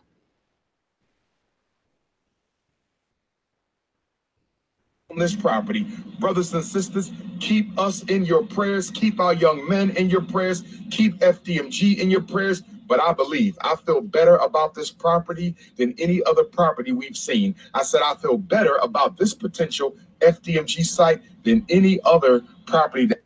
Okay, I just want to mention something else. Again, he gets back into the I believe, and that again creates this sense of euphoria in people. And again, when you get into that sense of euphoria, or you become euphoric, it compromises your intellectual process. You don't ask critical questions anymore. It's about emotionalism and this is a manipulative technique. It's about emotionalism as opposed to intellectualism. But what else was fascinating too? I just wanted to just point out something else. What else was fascinating about what he just said? Let me play it again. I want you to see if anyone picks it up. Here we go. Property than any other property we've seen. I said I feel better about this potential FDMG site than any other property that we have seen. I think. Did y'all notice what he did there? Because he does this often. What did he do? He repeated what he said. And you'll often hear him do this. He'll make a statement, and usually he'll actually repeat it 3 times. And this is a manipulative technique too. Politicians do this all the time. Politicians do this all the time. Politicians do this all the time. You know, sometimes all you have to do is repeat things over and over again. You repeat a lie over and over again, and people begin to believe. There we go again. They begin to what? Believe. And he does this all the time, people. It's a manipulative technique. So on top of, not only are you overselling the school, you're going to have animals, you're going to have agriculture, you're going to be floating ships, but because it's all so outlandish, and it's just been so many lies that's been told over the years. We're getting close to a decade almost now. So many lies have been told that at this point, it's necessary for him to repeat. He has to repeat over and over again, because a lot of people wouldn't accept it otherwise. It has to be repeated. And you guys watch how he does. He does this all the time. Y'all can go back into any old YouTube video from him, and you listen to him long enough, and you'll see how he'll do that. He'll use that technique of repetition. Repetition is a means of mind control. The more you repeat any given thing, it doesn't matter what it is, the more a person will receive it. Now, in some cases, people may have a level of intellectual defense against that type of program, or in some cases, subconsciously, they know how to protect their subconscious mind from the repetition. But many people, impressionable people, they can be very easily influenced. And at this point, you know, if you've been kind of supporting Umar Johnson for the last 2 years or a year, throughout all of the lies and all of the scandals over the last 3 or 4 years, all the lies and all the scandals and all the promises, the broken promises, all of the beefing with other so-called black leaders, you really need to take a critical look at your own mentality at this point. This isn't insulting. I just want you guys to really think about this. That how is it that we can allow anyone to create and to perpetrate this level of fraud for this long of a period of time and continue to support them? Again, it's okay to admit that you have been duped. It's okay to admit that you've been lied to. It's okay to admit that someone has committed fraud against you, that they've conned you. It's okay to admit that. You admit it and you move on. And in some cases, you admit it and then you go through the proper legal channels to get some sort of restitution on this. But at this point, he must repeat. He must repeat. He must repeat, because far too many people have waken up to his scamming. We're almost done too, by the way. This is the one, brothers and sisters. I am happy. I want you to be happy with me, but I can't announce. Okay, wait a minute. I want to stop before we do that last part. First, he says, I'm happy. Okay, what does that have to do with anything? That is to exhibit a level of excitement, to make you believe, here we go again, that he's excited because he's about to make this major move. But didn't he say he was going to make a major move in 2017, in 2016, 2015, 2014, 2013? But I'm happy. I want you to be happy too, with me. Okay, so come on, family. I'm happy, euphoric, right? And you be happy with me.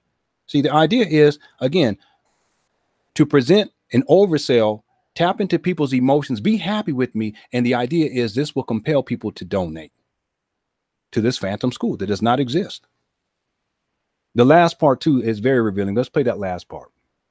Piece of FDMG site than any other property that we have seen. I think this is the one, brothers and sisters. I am happy. I want you to be happy with me, but I can't announce where it is and what it is until I can't announce where it is and what it is. Okay, this is what happens when you habitually lie. And this whole audio clip, and it's longer than what I played here, he lies throughout. But he can't tell you where it is and what it is. What do you mean what it is? Isn't it a school? You already said that. What do you mean what it is? See, he told the first lie and he backed up the first lie with another lie. I can't tell you where it is. Well, you can't tell us where it is because you're lying in the first place. You're not putting in a bid. That's why you're not telling us where it is. Because if you told us where it was, now it puts us in an empowered position where we can make a couple of phone calls. We can go on Google and search, and then we can look up and find a phone number to call and say, hey, look, is that property for sale? Are you accepting bids for that property right now? Or even after, maybe you call up, or maybe a month later, did anyone buy that property? Oh, someone did? Oh, no one didn't? Okay. Well, then you should expect Umar to come up with some sort of an excuse, right? He hasn't said anything else about this. Or if it was purchased, you can ask, okay, well, can you tell us who actually purchased it? Is that public information? Maybe it is, maybe it's not. If it is, what if they said it was Umar Johnson? Okay, well, great. But see, Umar would have to put you in an empowered position. And that's how the scam works. It's always to put your viewer, the follower, the supporter in a disempowered position. That's why he never tells you how much money he's collected. That puts you in a disempowered position. He doesn't tell you the status in terms of the legal status of the school. He doesn't tell you that. What do I mean by that too, by the way? Is it registered? Is it registered? And does it have a name and account associated with the school? No, at this point, no. Is there's a nonprofit? No. The nonprofit status has been revoked. Anti-Afro Scholars have already pointed out that, and you guys can research that online. It's all out there. But he won't tell you that, because if he puts that out there and he tells his audience that, then it puts his audience in a more empowered position to make a decision. Okay, am I going to continue to support this fraud or not? But what he says here is, I don't know where it is, or I can't tell you where it is. No, he can tell you where it is if it was actually a place. But the truth is that there is no place. That's why he can't tell you. But the other thing is that if he gave you a name, then you can do your research and you'll figure out very shortly after you make a couple of phone calls that he was lying in the first place. So what he's doing, he's telling an initial lie, but instead of finishing up with that initial lie, he comes with another lie that actually reveals that everything is a lie. I can't tell you where it is, and I can't tell you what it is. Why can't you tell us what it is? You're going to tell us it has animals. You're going to tell us that, it has a place for a garden. It has this, it has that, but you can't tell us it's a school. But now you can't tell us what it is. See, that's what happens when people get into this circular pattern of lying. They can't stop themselves. And that's precisely what he's doing here as he's seeking to oversell. I don't know. I can't tell you where it is, and I can't tell you what it is. Did y'all catch that? I'll play it one more time and we're almost done. I think we got one more after this. Here we go. FDMG, Warminster and FDMG. Oh, I'm sorry. That's the wrong one. Let me pull it up here. Piece of check so that I will be in prayers. But I feel better about this property than any other property we've seen. I said, I feel better about this potential FDMG site than any other property that we have seen. I think this is the one, brothers and sisters. I am happy. I want you to be happy with me, but I can't announce where it is and what it is until we have sealed the deal. Okay. So what has happened since? Has he come back to tell people what actually happened after he supposedly put in this deposit so that he can bid? Has he given any reference to it after all these months? No, absolutely not. And the reason why is because it was a lie in the first place. Okay, if you guys don't, at this point, if you don't see the game, okay, you really need to take a critical look at yourself. Okay, because we can blame on Umar Johnson all day, but I think at a certain point, unless you're someone who's just gotten on board with Umar Johnson, maybe you just discovered him and you don't know much about his background, you don't know about all the other things that he's been involved with and all the other lies and all the other controversies and all the other scandals, and I can understand that to a degree. But for those of y'all who are aware of all of this, I think at this point, you need to really, and you still want to support him. And it's totally up to you. I mean, it's totally up to you. I think this is more of a public service announcement to people so that people can at least be in a position to make the appropriate decision as to protecting themselves and protecting their wallets, protecting their children, even to a degree. I saw this one video of Umar, and he's doing an at-home, quote-unquote, at-home consultation with this single black mother, and her daughter is there, and she's having problems in school, and it was totally unprofessional, it's unethical. And he's sitting up there with no shoes on. He's sitting up on the couch, and he has a very aggressive stance and a very aggressive tone, totally disrespectful to the household.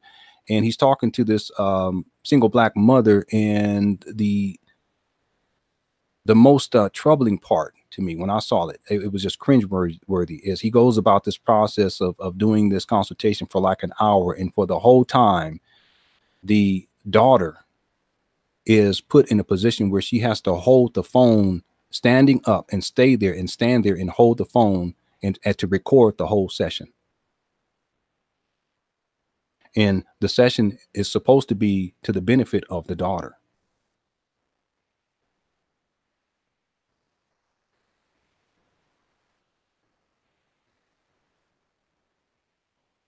This man will do anything for money. This man will do anything for sex.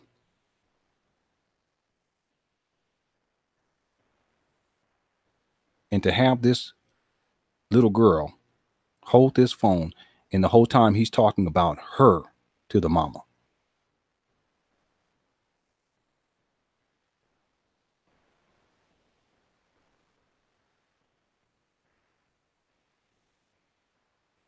Okay, there's something else I want to do, because I have the video here queued up, and what I'm going to do is I want to play something here, because I want you guys to be aware of the fact that the people who support Umar Johnson, he may at times say things like, you know, I want to thank my supporters, but he doesn't care about you all. And I want to give you guys an excellent example of this in terms of the mentality that he has. It's more about the money. It's not about you. So let me do this. I'm going to cue this up. I'm going to start playing it, and then I'm going to have to skip towards the video. I just know that it does come in towards the end of the video. So let me just see if I can find it. Y'all just bear with me as I do this. Here we go. And you playing the national champions. This year, Harry's little, all the collective ancestors lie on you. Don't forget you black. Public schools were started to teach your own body.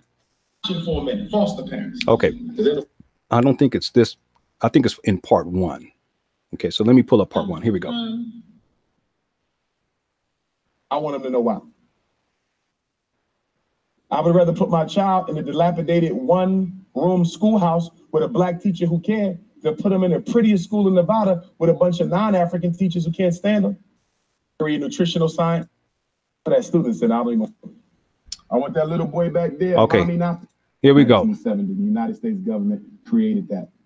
Okay, y'all let me know if the audio is coming through. Here we go right here. It's going to be a couple of minutes, but I think this is important to share at this point. And then I think we have 2 more shorter clips, and then we'll close out. Here we go. Hispanic ain't nothing but a black person who speaks Spanish who don't want to be the hell black. Puerto Ricans are just as African as the rest of us, but they don't want to be. They got a light skin supremacy problem. Okay, Umar also tends to kind of promote division amongst all groups of people, but also divisions amongst black people based upon skin color. Okay, so that's one of his major issues, is colorism. Cubans too. My great-grandfather Cuban, I know all about them too. Don't want to be black. So y'all got it twice out here. Y'all got the white folk, and then y'all got the brown folk who want to be like the white folk. And they earn their brownie points by stepping on your back. But yet you want to have a multicultural coalition. You're crazy as hell. Those people don't like you no more than white folks do. That's right. They just as racist.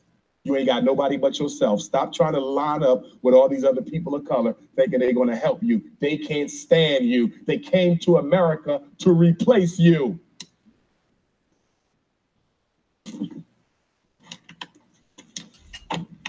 Okay, here we go. Now, we also going to teach your children dietary and nutritional science. I want our children to be masters of healing the body without no pharmaceuticals from the drugstore. I want that little boy back there, if mommy not feeling well, he can go out to the yard, get some herbs, boil it, put a little honey in it, little cayenne pepper, and knock mommy flu right on out. I want them to be able to heal diabetes. 10 years old, and they know how to heal diabetes. That's what I want in my school. You see the oversell? That's what we working towards. You see what he's doing? So far, we raised $250,000. I'm gracious, but I'm not content, because I know y'all got a lot more to give me than some $250,000. When Darren Wilson killed Michael Brown, white folks gave him $300,000 in 3 weeks for his defense. And Dr. Umar Johnson is trying to build a state-of-the-art school for black boys that y'all all know I need. And after 6 months, I only got $250,000. Trifling ass black people. I'm gonna call it like I say it. And I don't care if you get offended. We can handle that outside. We trifling. I should have been had that $2 million. I should have had that $2 million 30 days after I started the fundraiser on May the 20th. It don't make no sense. But y'all sure call me up when the school's messing with your son. Did you make a donation to my school? Oh, not yet. Bye. Click. That's the new Umar. You want some help with your son? Did I get a donation? No, I want to hear that. Mail the donation, then you call me back, and then I'll help you with your son. But you're not going to use me to fight white folks when your son shouldn't even have to put up with them in the first place. Before we continue, and thank you, Anti-African guy. I'll put those up in just a moment. I want you guys to just be aware of his general tone. He's talking to black people. Okay, he's talking to his supporters. Very aggressive, very demeaning, very demoralizing. He's putting black people in a subservient position. See, this is the manner in which true white supremacists, historically speaking, have spoken against or spoken towards black people in the same type of tone, the same type of aggression to put people in their place. Umar Johnson uses the same technique. That's what I'm saying. He doesn't necessarily care about black people, and he doesn't necessarily care about his supporters. It's all about the money. Let's continue. We're trying to buy the St. Paul's College in Lawrenceville, Virginia. Still available. I was in communication with the president about 3 days ago. He told me the school's still an option. But now they're trying to sell the school into pieces. Now they're trying to sell the student center. If they sell that student center, I don't even want the rest of the school no more, because the student center is the best thing on the campus. Day before yesterday, I was in Port Gibson, Mississippi. The NAACP invited me down there because they have a school for sale, Chamberlain Hunt White Military Academy. Nice school, too. It's not as big as St. Paul's, but it'll work. But I'm just hoping y'all help me raise this $2 million before somebody buy them schools. That's what I'm hoping. Okay? So if you need the information to mail in a check or donation, if you brought a check or money or to make it payable to FDMG Academy.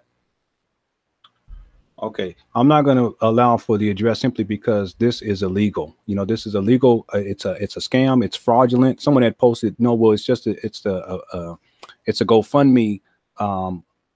What they say, it's a crowdfunding that didn't actually pan out, and that's why it's not scamming. It's not fraudulent. No, well, if we're going to use that logic, then why is he still collecting money?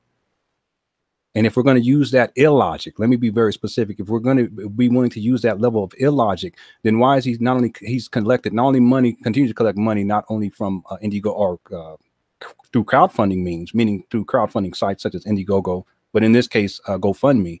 Why is he also collecting and has collected money through PayPal and continues to do so? And then now he's using something else. I think it's called Cash App or something to that effect. I'm not sure exactly what the title is. If this is a failed crowdfunding campaign, why is he still collecting money? And why is he still promising people that he's going to build a school? Stop with the making of the excuses. Black people, stop it. It's illogical. You have to be logical and rational in these regards. Defending people like this, it's not only irrational, but it also allows for the continued perpetuation of abuse within the community, within our communities by black people. We want white people to do right by us, but we can't hold ourselves accountable, and we'll make excuses for scammers and fraudsters. We'll make all types, and these excuses are so illogical. The levels of illogic is baffling. Stop making excuses, people. Here we go. Make sure your name, address, and phone number is on your donation. I really don't want cash. I prefer to have a paper trail with your donation. Okay, he said that, and actually he would prefer to have cash. He's just saying that to legitimize this whole scam. Because what's the point in saying I prefer not to have cash? Why even say that? Well, you're saying that because that's really what you want. Sometimes a liar will tell the truth. Habitual liars tell the truth sometimes. It's just they say that the truth, but they'll use it and they'll say it. They'll say the opposite of what they really mean to say. You have to be able to hear what they're saying, and if it doesn't make sense, but just like we were talking about earlier when he said, "Look, I can't tell you where it is, and I can't tell you what it is." Okay, no, what you're saying is that you're lying on both counts. So right here where he says, you know, I would prefer not to have cash. No, what he really means to say is I would prefer to have cash because I don't want to have a paper trail. See, if he really cared about having a paper trail, then he would have been out front and letting people know how much money was coming in and how much money he had raised all throughout the process, which he should have done. There's no transparency if he really cared about a paper trail. You see, but he preferred not to have a paper trail. Let's continue. If you got to make it cash, you need to put it in a piece of paper, wrap it up. Do not give me raw cash. Okay, what do you mean? So if you have to make it cash, okay, but I thought you just said that you would prefer not to have that. But if you have to, make sure you wrap it up. What? Put it in a piece of paper with your name, your phone number, your email address on it. Okay, so put it in a piece of, what's going on here? Put it in a piece of paper and put your name, your email, your social security number. I mean, okay, all right. Why? Because when we finally open up that school, everybody who helped me, whether they gave me $1 or $1 million, I want to make sure they get properly honored. We're going to have an honorary ceremony for the people who cared enough to help me build that school. I need everybody in here to come up with $1 amount that you can afford to mail every month, and you mail it. I don't care if it's $10, $20, $50. You come up with what you can afford and you send me that. I'm getting sick and tired of getting texts on my cell phone for black folk talking about I've donated like they done. You gave me $25 damn and you think you free now. We got to raise $2 million. Your ass ain't done. I better get some more and some more and some more and some more until we hit the goal, brothers and sisters. That's the way we're going to have to do this. Okay, he also has a sense of entitlement too, but I think that's tied to issues with narcissistic personality disorder, or at least aspects of it. Okay, but I'm not here and I'm not qualified to make those types of assessments. But from my vantage point, he's very entitled. He feels like that people should and they must. Okay, so I wanted to point this out because it illustrates, and just look at his tone. I need some more and some more, very demanding and overbearing.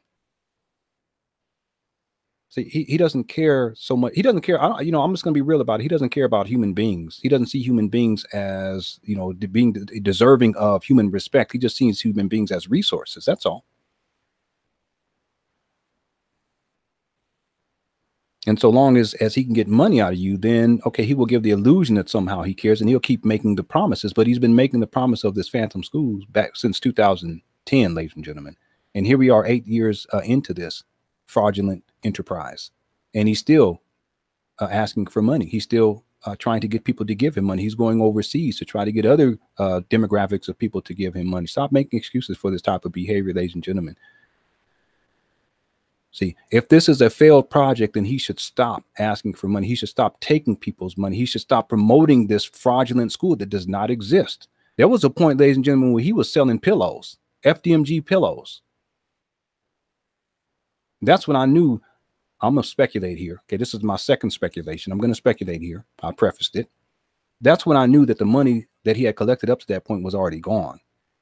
Because if you're reduced to selling pillows, FDMG pillows that look horrific too, by the way, you're reduced to selling pillows and hats online for a school that does not exist, the money is gone.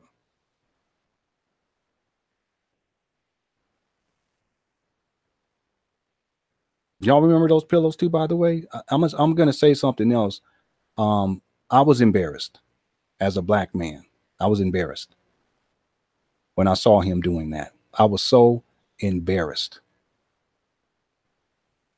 Selling FDMG pillows and hats, and the pillows look so horrible, ladies and gentlemen. I cannot tell you, it was atrocious. And he's sitting up there trying to get people to buy pillows. Okay, Anti-Svengali, I think you had also posted another timestamp, and if you can post it again, simply because I forgot to actually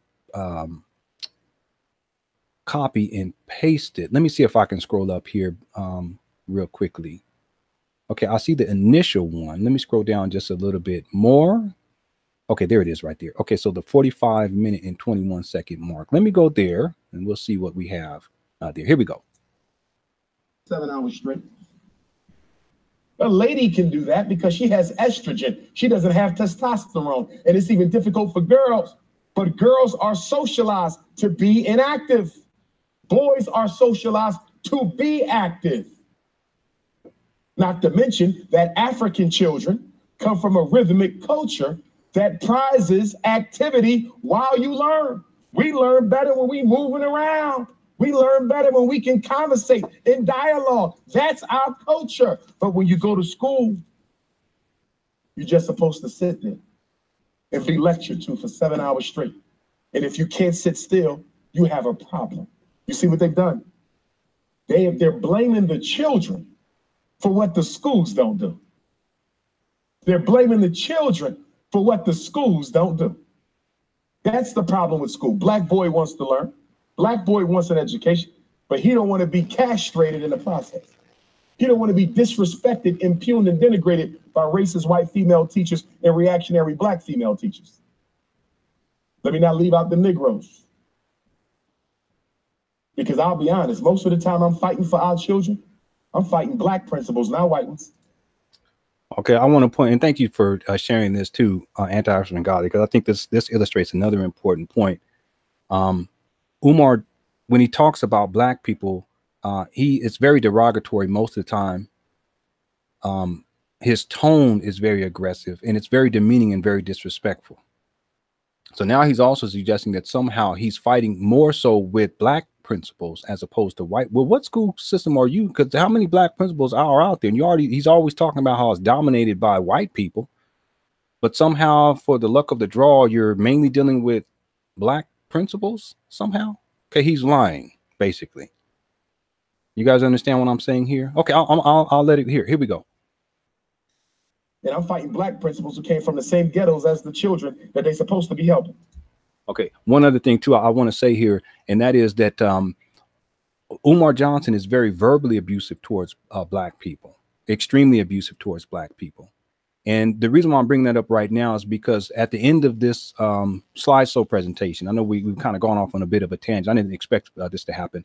But at the end of this, I'm going to share with you all 2 YouTube pages. One is Anti-African Godly, but there's another YouTube page I want to encourage everyone to check out. And there's a particular video I want to encourage you all to check out on that particular YouTube page because it illustrates the psychological dynamics that are present in Umar in terms of his behavior. Psychology and behavior is an aspect of psychology, of course.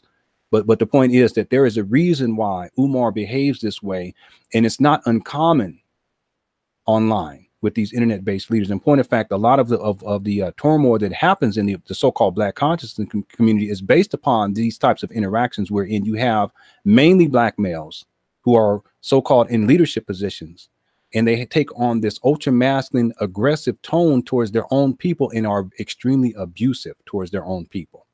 And oftentimes what they do is they get their quote following to participate in that type of behavior. And it becomes what has been termed as black on black cybercrime. This is some deep stuff. I'm going to share that with you, that video with you guys at the end of this particular presentation. I want you guys to check that out when you have some time. Okay. Okay. Here we go. I'm giving it to you real. I'm a principal myself.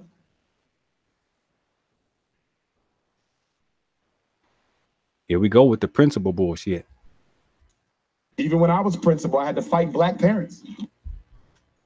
Okay, so initially he says, I'm a principal as if he is a principal in the moment. But then he says, what? Did you guys catch that? Here, I'll play it again. Teachers and reactionary black female teachers. Let me not leave out the Negroes. You can get $700 a month. I was principal. I had to fight black parents. I want my son tested, Dr. Teachers and reactionary black female teachers. Let me not leave out the Negroes. Okay, I'm sorry. There's something else I want to point out. He also has a very negative view about black women. And that's why he's pointing out and he's using disparaging remarks about black women teachers. Because I'll be honest, most of the time I'm fighting for our children. I'm fighting black principals, not white ones. Okay, did you see how he stated that? He stated that as if that's something that he's doing in the moment at this time in his quote unquote principal, or in his quote unquote career. Okay, I don't know if it's as a principal or as a school psychologist or who knows. Okay, but you see how he actually stated as if it's something that he's doing right now. But then after that, what does he say? And I'm fighting black principals who came from the same ghettos as the children that they're supposed to be helping. I'm giving it to you real. I'm a principal myself. I am a principal, as if he's a principal in the moment. You guys understand? Now check this out. Even when I was principal, I had to fight black parents. Whoa, whoa, whoa, whoa, whoa, whoa. What just happened there? Remember I told you all habitual liars? They'll tell an initial lie, but then they'll tell another lie that actually disproves the initial lie. I want you guys to remember that. See, these are some very subtle intricacies, but these are the types of things that I recognize. I see this in people all the time, all the time. So how can you be talking, you're saying that I am this, and then in the next sentence you say, when I was that. You say, I am this, I am this. You know what? I am a black man. And as a black man, when I do this, I do that. I am a black man. When I was a black man, what? I am a carpenter. And because I'm a carpenter, I know how to change carpets and I know how to do carpentry work. I am a carpenter. When I was a carpenter, okay, wait a minute. What do you mean? You can't be something and not be something at the same time. So either one of those things is a lie or both of those things are a lie. Okay. Very subtle. Many of you didn't pick up on that, but he does this all the time because he's a habitual liar. Okay. Here we go. I want my son tested, Dr. Johnson. For what? Learning disability. Your son is in the 3rd grade. What do you mean? I think he got a learning problem. Well, the boy only been in my school for 1 year. In the school he came from, nobody learned. They ain't made AYP since AYP started. So why don't you give me a chance to work with your son? I want him tested. I'm not testing him because there ain't nothing wrong with him. His problem is your trifling ass. Get out my office. Okay, who is he talking to, by the way? He's talking to, supposedly, he's talking to a black parent. Now, the truth of the matter is that he's probably lying anyway. None of this is probably true, but the fact that he would concoct this type of a story and then issue this story with this type of tone and basically berate and disrespect other black people in the process is quite revealing. So at the very least, if you're going to create a line, you're going to make up this fictitious reality where you're operating as a principal, I guess, or maybe not a principal, based upon the contradictory terms that he's using here. One's present tense, the other past tense. Or maybe you're operating as a school psychologist. We don't know for sure because you don't know for sure. But even still, if you're going to create this false narrative, this lie, and to solidify this sense that somehow you are an expert in a particular field, or that you have these particular experiences, and you have authority in these regards in this particular field of study, or this expertise in this particular field, why wouldn't you just make up a story that is not as demeaning and demoralizing to your own people, unless you already have this predisposition to hate your own people in the first place? Think about it. If you're going to create something, this imaginary scenario, wouldn't you create something that is positive? Why does it have to be negative? Well, it's negative because he has a negative disposition towards black people. And it's in his tone, calling people Negroes.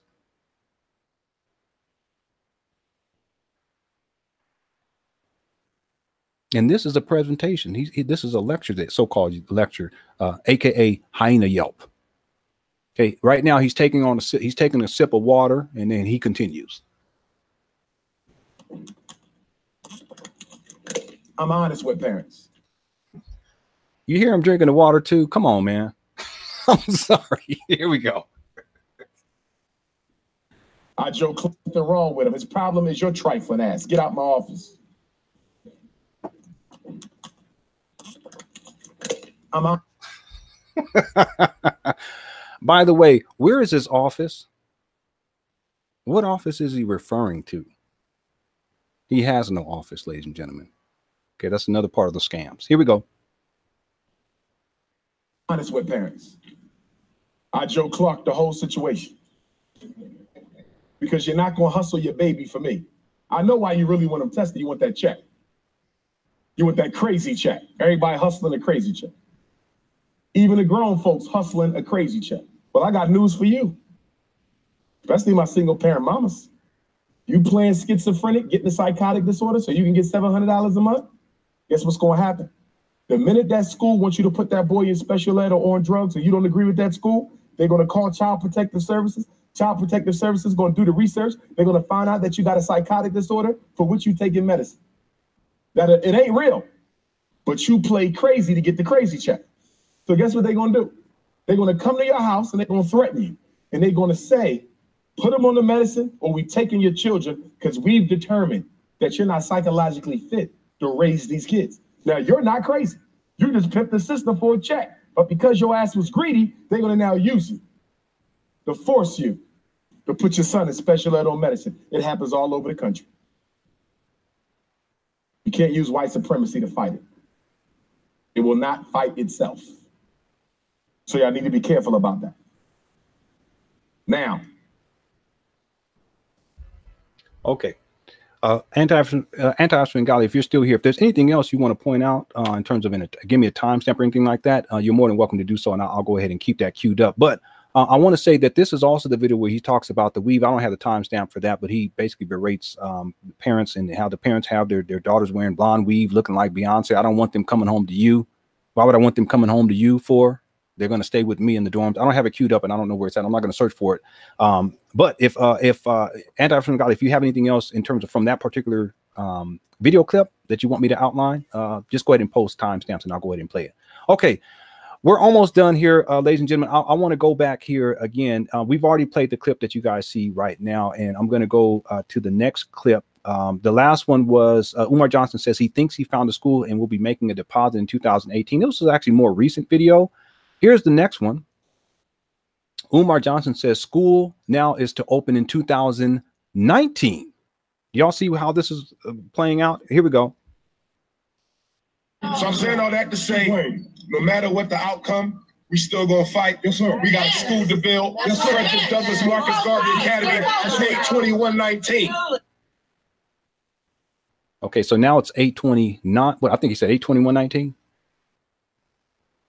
And another thing too I found fascinating, you hear the people in the audience. Did y'all catch that? Let's listen. So I'm saying all that to say, no matter what the outcome, we still gonna fight. Yes, sir. We got a school to build. Yes, sir. Frederick Douglass Marcus Garvey Academy, 8/21/19.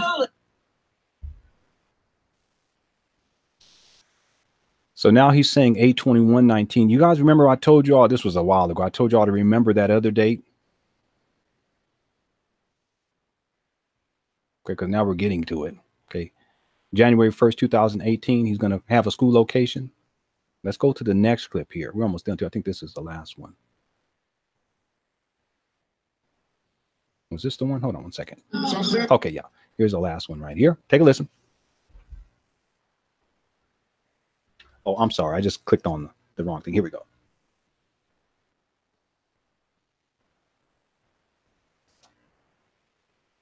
Once we build the first school, God willing, we'll have it by New Year's Day. God willing. Once we have the first school, the second school is going to be. Okay, did you hear what he just said? He says we're going to have it by New Year's Day. He's talking about New Year's Day 2019. That's in about just about almost 2 months. But guess what? He said the same thing a year ago. Now, do you guys see? The same exact thing he said that he's going to act. And this is not the whole, what is it, 8/21? Not that one. We say he's just changing each year. He's just changing it in the same date, but a different year. That's not just that. What I'm talking about is this notion that he's going to actually have a school location. Doesn't mean that the school is going to be built. It doesn't mean that the classes is going to be open. What he's saying is that he's going to have a school location by January 1st, 2019. But he said the same exact thing last year, that he was going to have a school January 1st, 2018. So part of what I'm getting at is how long, I mean, how much longer can we say that it's reasonable to somehow believe that what he's saying is going to come to pass? Or are we at a point in this whole process where we can definitely say, look, this is a scam. He's just lying, and he continues to perpetuate. See, it would be different. I said this before. It would be different if he would just bow out and say, you know what? It's not going to work, people. And I'm just going to refund you your money.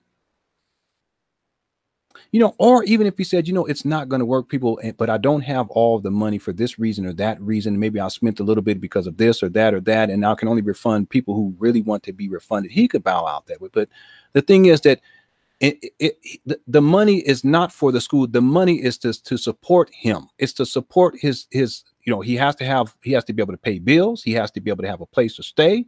He has to be able to, you know, pay for airplane tickets. He has to have, you know, he's living out of motels. He did that for what, almost 2 years? Living out of motels and hotels. That's expensive. He has to pay for food. He has to pay for clothing. All of that. And see, this money, see, that's why when he started selling pillows, that's when I knew that the money, he had already run through the money that he had up to that point. Because you're not going to go from the point where you know, you've done raised 600,000 at that time, somewhere around there, 650,000 as an estimate. No transparency. Let's say 650. Let's just say 500,000 by that point. There, you would not reduce yourself, especially someone like Umar Johnson, to selling pillows. You up here selling. It was so embarrassing too. I mean, I was embarrassed. You wouldn't reduce yourself unless the money was no longer there. But even still, he could simply say, look, if he wanted to try to figure out a way to just get out of this so that he can, you know, basically say, look, okay, I'm not going to scam y'all anymore. He can just say, look, okay, the money's gone for whatever reason. And what I'm going to do is I'm no longer going to be accepting donations for the school. And there is no school too, by the way. Okay, but I'm no longer going to, but the truth of the matter is that he's still seeking to collect money for this phantom school. And not only is he doing that in the United States of America, and he's also committing wire fraud in the process, but now it's international because he's going overseas and doing the same thing. And he's still collecting money. That's called fraud. That's called scamming people. If it wasn't fraudulent, and if it wasn't, you know, someone scamming you, you would actually have something that is tangible, but there is absolutely nothing that is tangible that has come out of this. Nothing for the people. Nothing at all. Just a promise that has gone unfulfilled. But a promise that has gone unfulfilled is nothing more than a lie. And the more you continue to make those promises, which we just, in his own words, we've just illustrated that over and over and over again. He makes the promise, he resets the date. Then that means that he's basically making promises that he does not keep. So he's lying over and over and over and over and over again. That's called being a habitual liar. And these con artists, these con men, these scammers, these schemers, they are habitual liars. It's part of what they do in order to continue to scam and to hustle.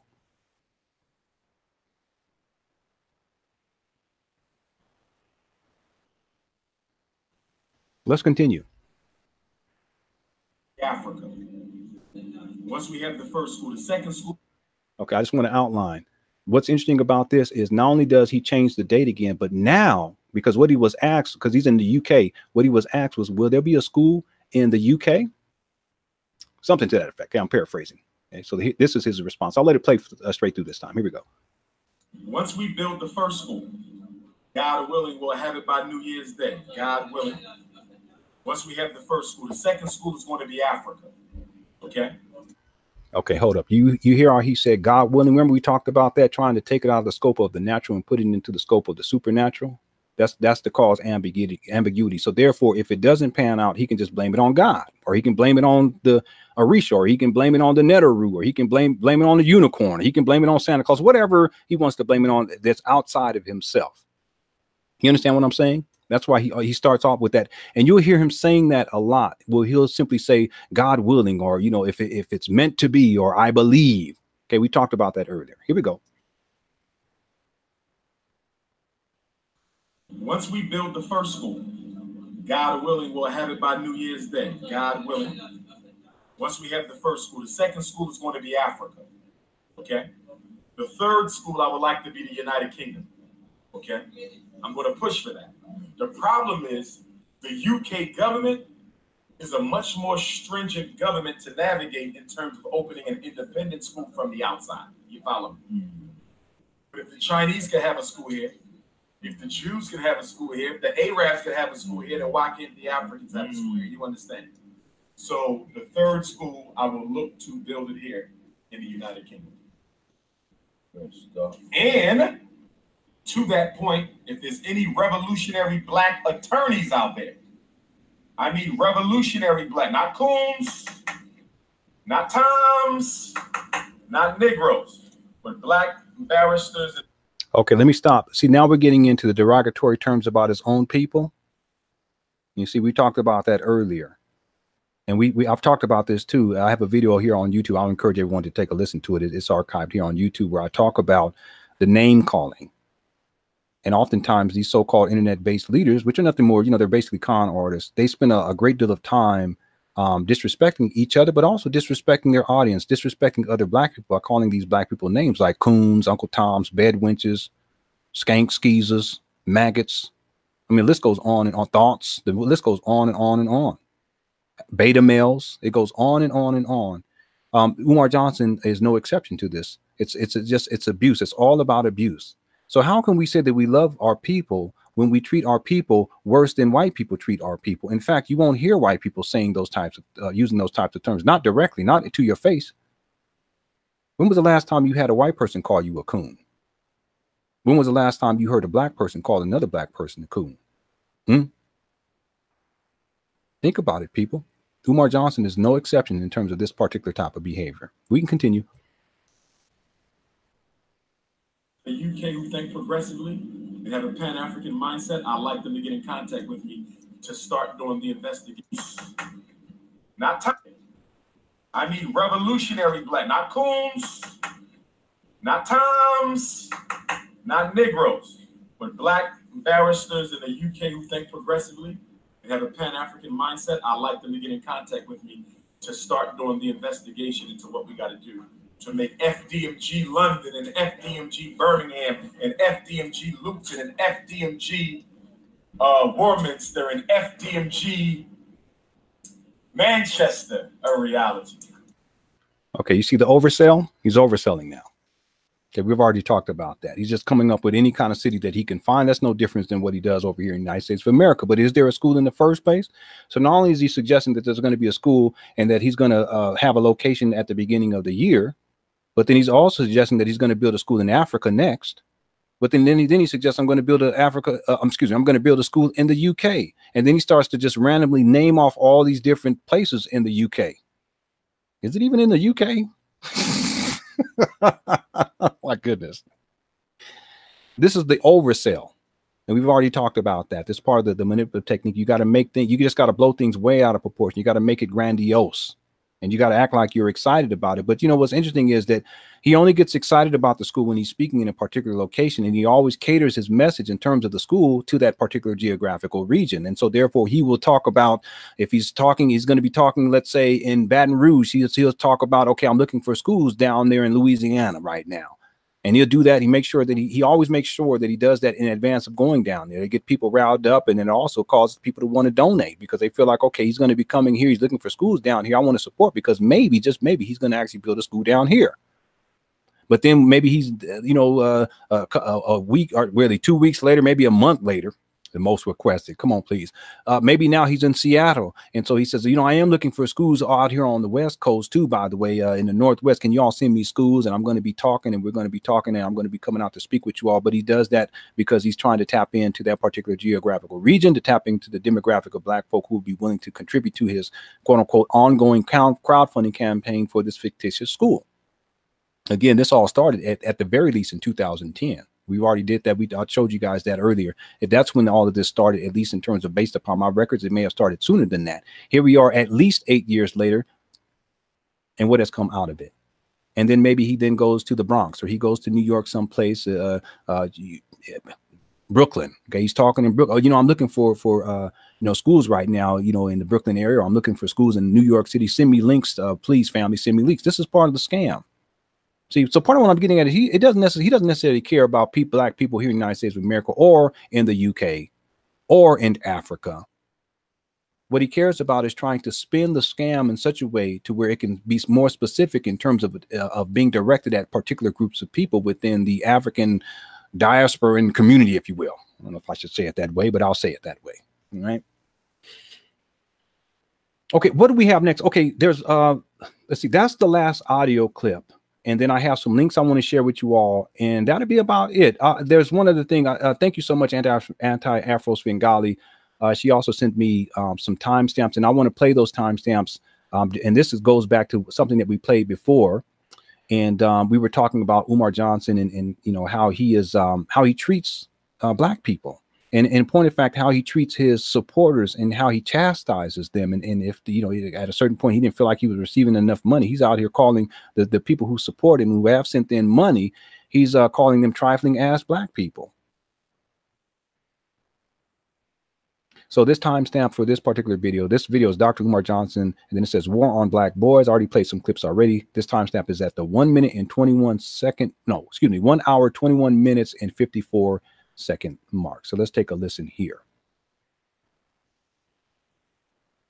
Here we go. Donating like they done.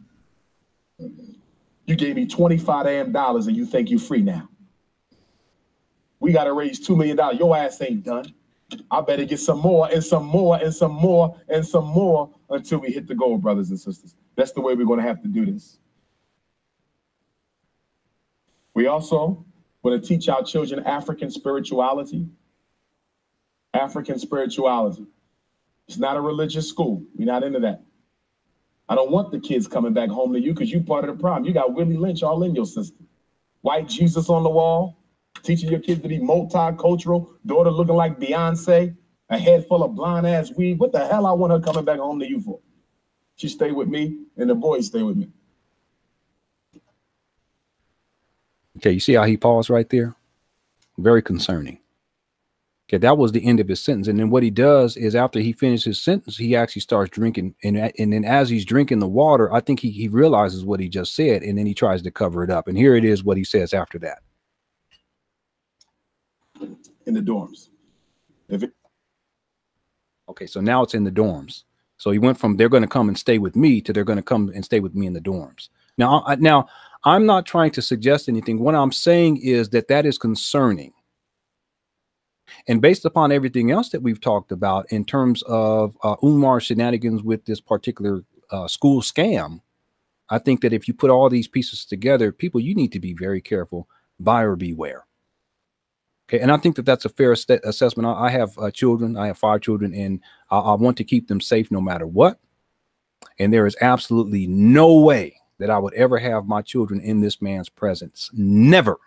Would not happen. Never. You guys need to be careful. All y'all, be careful. Okay? All right, so I want to mention too, he did bring up the blonde weave and Beyonce. One of the things is the blonde weave thing, and he's talked a lot about that. And he's also just talked about weave and black women having weave. And there's a lot of men who have hatred towards black women. And that's one of the issues that they tend to focus on is this weave issue. I've talked about that a lot. I've talked about the projection. It's really a projection of one's own insecurities. In the case of Umar Johnson, the levels of hypocrisy, because later after this particular lecture, not too long after this too, I believe, he was exposed for dealing with a stripper, and then pictures come out and this stripper has weave and she has blonde weave. Isn't that interesting? The other thing too, I just want to mention before we close out is that he's talking to black parents, and he's telling black parents, look, I don't want them coming home to you, as if he is in control of the black parents' children.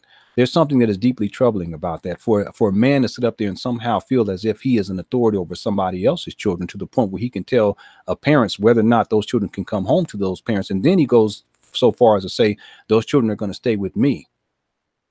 And that's the end of the sentence. And then he starts drinking water. And while he's drinking water, he figures that he probably clicks in his mind, oh, wait a minute. And then he says, in the dorms. All right, I'm going to play that one more time just so that you guys can hear it from beginning to end, and then we'll be done. All right, here we go. NAACP invited me down there because they have a school for sale. Chamberlain Hunt White Military Academy. Nice school, too. It's not as big as St. Paul's, but it'll work. So I'm just hoping you'll help me raise this $2 million before somebody buy them schools. That's what I'm hoping. Okay? So if you need the information to mail in a check or donate, $2 million, your ass ain't done. Donate it like they done. You gave me $25 damn and you think you free now.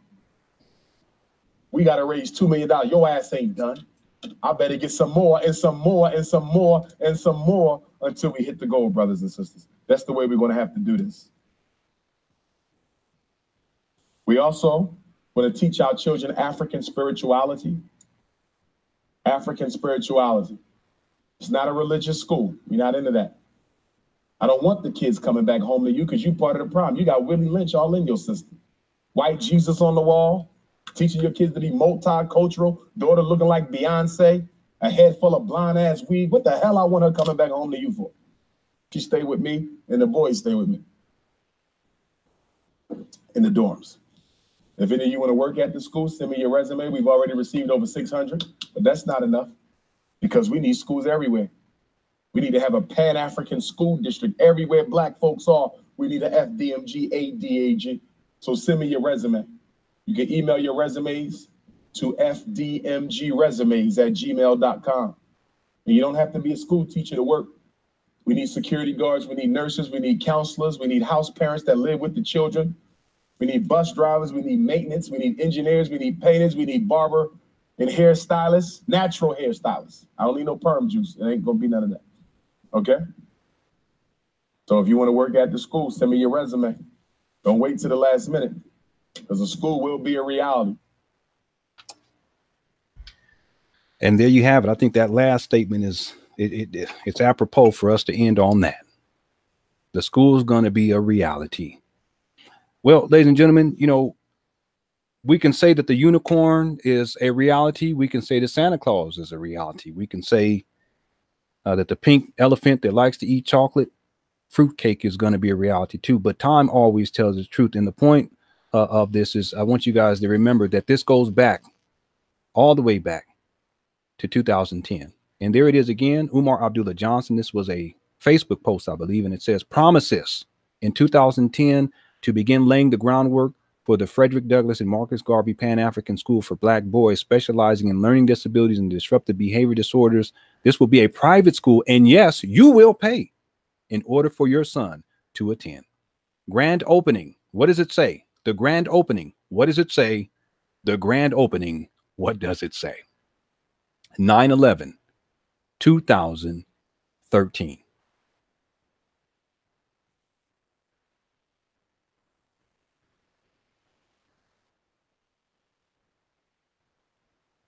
An unfulfilled promise is a lie. And whether you say, okay, 2013, September 11, 2013, or you flip it, and then maybe you say, you know, it's not open yet. Here we are in 2014. No, FDMG is not open yet, but we need to raise $200 million ASAP. I'm currently the principal of a public school. What public school? Shortly after that, in 2014, September 6th, due to my obligations as principal, I will be unable to attend the November Haiti trip scheduled for. So you're a principal then, yes? Where's this school? What school is this? What school are you a principal at exactly? But here we are in 2018. I resigned this morning from the school at which I've served, I've served as certified school psychologist for nearly 10 years. So you've been serving at a school as a certified school psychologist for nearly 10 years, and you posted this in 2018, but you also said in 2014 that you are currently a principal of a public school. How are you able to do the same thing at the same time, fulfill both of these positions at the same time, all the while traveling the United States of America and beyond to collect money and donations for a school that does not exist? And this goes back to 2010. And then here we are in 2018, January 12th. We've played clips from Umar's own mouth, where he says he's going to open up a school in 2015. He says he's going to open up a school in 2017. He also says he's going to have a definite school location January 1st, 2018. I just got to get those keys. What happened with that? No follow-up. Umar Johnson says the school will open in 2018. What happened with that? Because he gave a specific date and that date has already passed. No follow-up. Umar Johnson says school to open 2018, 2019, or it may be delayed until, you see what has happened here, ladies and gentlemen? Umar Johnson says he thinks he found a school and will be making a deposit. And this was a recent video. Okay, today, by the way, is November 4th, 2018. No follow-up. What happened with that? Umar Johnson says the school will open in 2019. Umar Johnson will have school location January 1st, 2019. Here are some links for you all. I'm going to read these, and then these are all listed too inside. I'm going to read the titles, but all these are listed inside the description. I guarantee you some of these particular videos, they're going to get pulled off of the internet, but I've already talked about them here.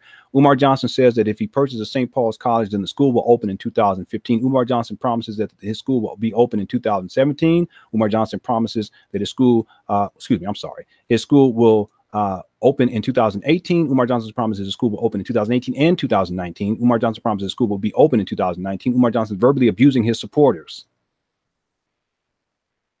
2014, Umar's original fundraising video. Okay, that's where he was. You guys need to check that out. And you also need to check out this one right here, the 2014 footage of Umar talking about purchasing St. Paul's College.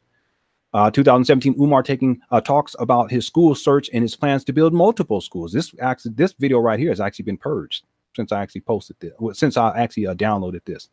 Interesting. 2017, Umar Johnson promises that a school location will be announced on January 1st, 2018. Here's one link, but there's also another one. 2018, Umar Johnson says he will put a bid in for a school, but he never does. No follow-up whatsoever. And then, of course, as I promised, I just want to say here, I want to promote two YouTubers, two YouTube pages. And the first one, of course, is Anti-Afro Svengali. She's been at the forefront of putting out information to help people to keep themselves safe from this type of con artistry, if you will. These scams and these schemers and the manipulators. And in the case of Umar Johnson, a habitual liar who has scammed Black people out of upwards to $1 million. But what we can say without speculation, based upon what he has said, is $750,000. Okay, so I want everyone, make sure you get on over to Anti-Afro Svengali's page and watch as many of those videos as you can. I've watched all of them from the beginning, and I've been following her work from the very beginning. And there's a lot more information, far more information than what I've shared on her YouTube page concerning Umar Johnson. It gets really, really deep. It gets really, really deep, ladies and gentlemen. You guys have no idea. So I want to encourage you all to check out Anti-Afro Svengali when you can.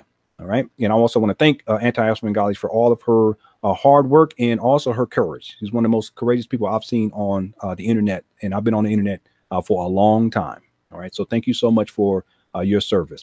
She's like, in essence, she's trying to help the public to be safe from these types of frauds and scammers. The other YouTuber, and this is someone I just came across, I think it was yesterday, maybe the day before yesterday. Her name is Dr. Tracy McCarthy, and she has a fascinating video, and I haven't checked out her other work, but I can vouch for this one for sure. And it's titled Self-Destruction, Rising Black Cyber Hate. And the reason why this video is important for a lot of different reasons. I mean, it's really, really deep, but all that we've talked about here in terms of Umar's behavior is outlined inside of this important YouTube video. Okay, so if you've watched this full video and then you head on over to Anti-Afro Svengali, you get more information. Anti-Afro Svengali, you get more information. But then if you go over to Dr. Tracy McCarthy's YouTube page and check out this very specific video, Self-Destruction, Rising Black Cyber Hate, this will add even more understanding as to this type of fraudulent behavior and why it's taking place. But then also this issue of the rising Black cyber hate. Umar Johnson, how he talks about Black people, how he talks to Black people, his sense of entitlement, the abusive language, calling people names, the derogatory names, the racial epithets, these types of things. This is all part of the rising Black cyber hate. Buyer beware. All right. Okay, I think I shared everything that I want to share inside this particular video. There's one other thing I want to say. I don't know if there's any questions too inside the chat room you guys want to ask real quick. I can answer those, but I want to say something else. This particular video should be covered under fair use. Okay, under the premise of criticism, right? And I'm just taking segments and playing them, and then, but more than likely, Umar Johnson, if he happens to see this, or someone who's associated, will probably try to get this particular video taken off of YouTube. The way that I look at this, and I just want to be clear with you all, is what I'm going to do is I'm going to download it, and I will have it available. Okay. And the other thing is, I want to encourage anyone, you're more than welcome to take this particular video and download it and upload it wherever you want to. You're more than welcome to do that. Okay. All right. I just want to say that just in case. All right. Thank you all so much for tuning in to the live stream today. I didn't expect it to be this long, but it turned out to be this long, and that's okay. My name is Lennon Honor. My YouTube page is Lennon Honor. If this is your first time tuning in, make sure that you subscribe, okay? And there's also a bell button. Hit that bell button, and that'll give you alerts to when more things are coming up here. Let me do this. I'm sorry, I forgot I can actually. Oh, and this is the full title of the piece: Umar Johnson School Scam Part 1. There'll be other ones too as things kind of progress here. And then an unfulfilled promise is a lie. I want you all to remember that we can only make promises for so long. At a certain point, we have to fulfill those promises. And if we decide not to do that, or if we're unable to do that, and we continue to perpetuate the fraud, then we're going to pay a price. We're going to pay a price. And Umar Johnson, he is paying a price. We may not see it like on the outside per se, but there's a lot of stuff going on behind the scenes. Trust me, that he has been dealing with, and he's dealing with, and he has dealt with. And at a certain point, everything catches up with everybody. And at a certain point, it will catch up with him, and justice will be served. You know, it's inevitable. That's how the universe works. What you put out there, it comes back to you one way or another. One of the questions, and this will be it, what do you think is going to make Umar stop doing what he's doing? I don't think Umar can stop. I think the only thing that can stop, and the reason why is because it's part of his character. It is. He was raised this way. Okay. His father has a lot to do with this. He was raised this way. It's part of his psychological makeup. I don't think that he can stop. But I think he's so deep into this, and I mean, there's also delusions. I don't think he thinks that there's anything wrong with what he's doing at this point. You can't perpetuate this level of fraud for this long and take advantage of so many people. I mean, there was people where he scammed people in Canada recently, and he was supposed to come to speak. They sent them a deposit, and he decided not to come out. And there's a whole big fiasco, and he didn't even return the money. What kind of man does something like that? And he's done that, and he's burnt so many different people. He's burnt so many different bridges. It's part of his psychological makeup. It's part of his character. So what I'm saying is, no, I don't think that he will stop on his own volition. But what will happen is at a certain point, the law will catch up with him, and legal agencies will catch up with him. And when those legal agencies catch up with him, he will have no choice but to stop.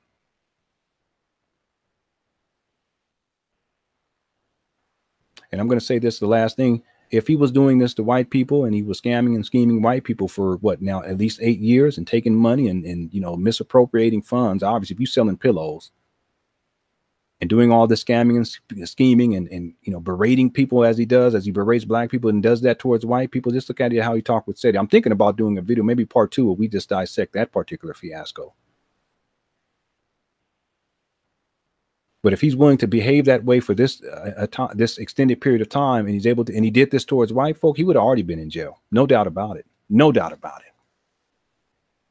All right. I want to thank everyone. Oh, and let me do this. I'm sorry.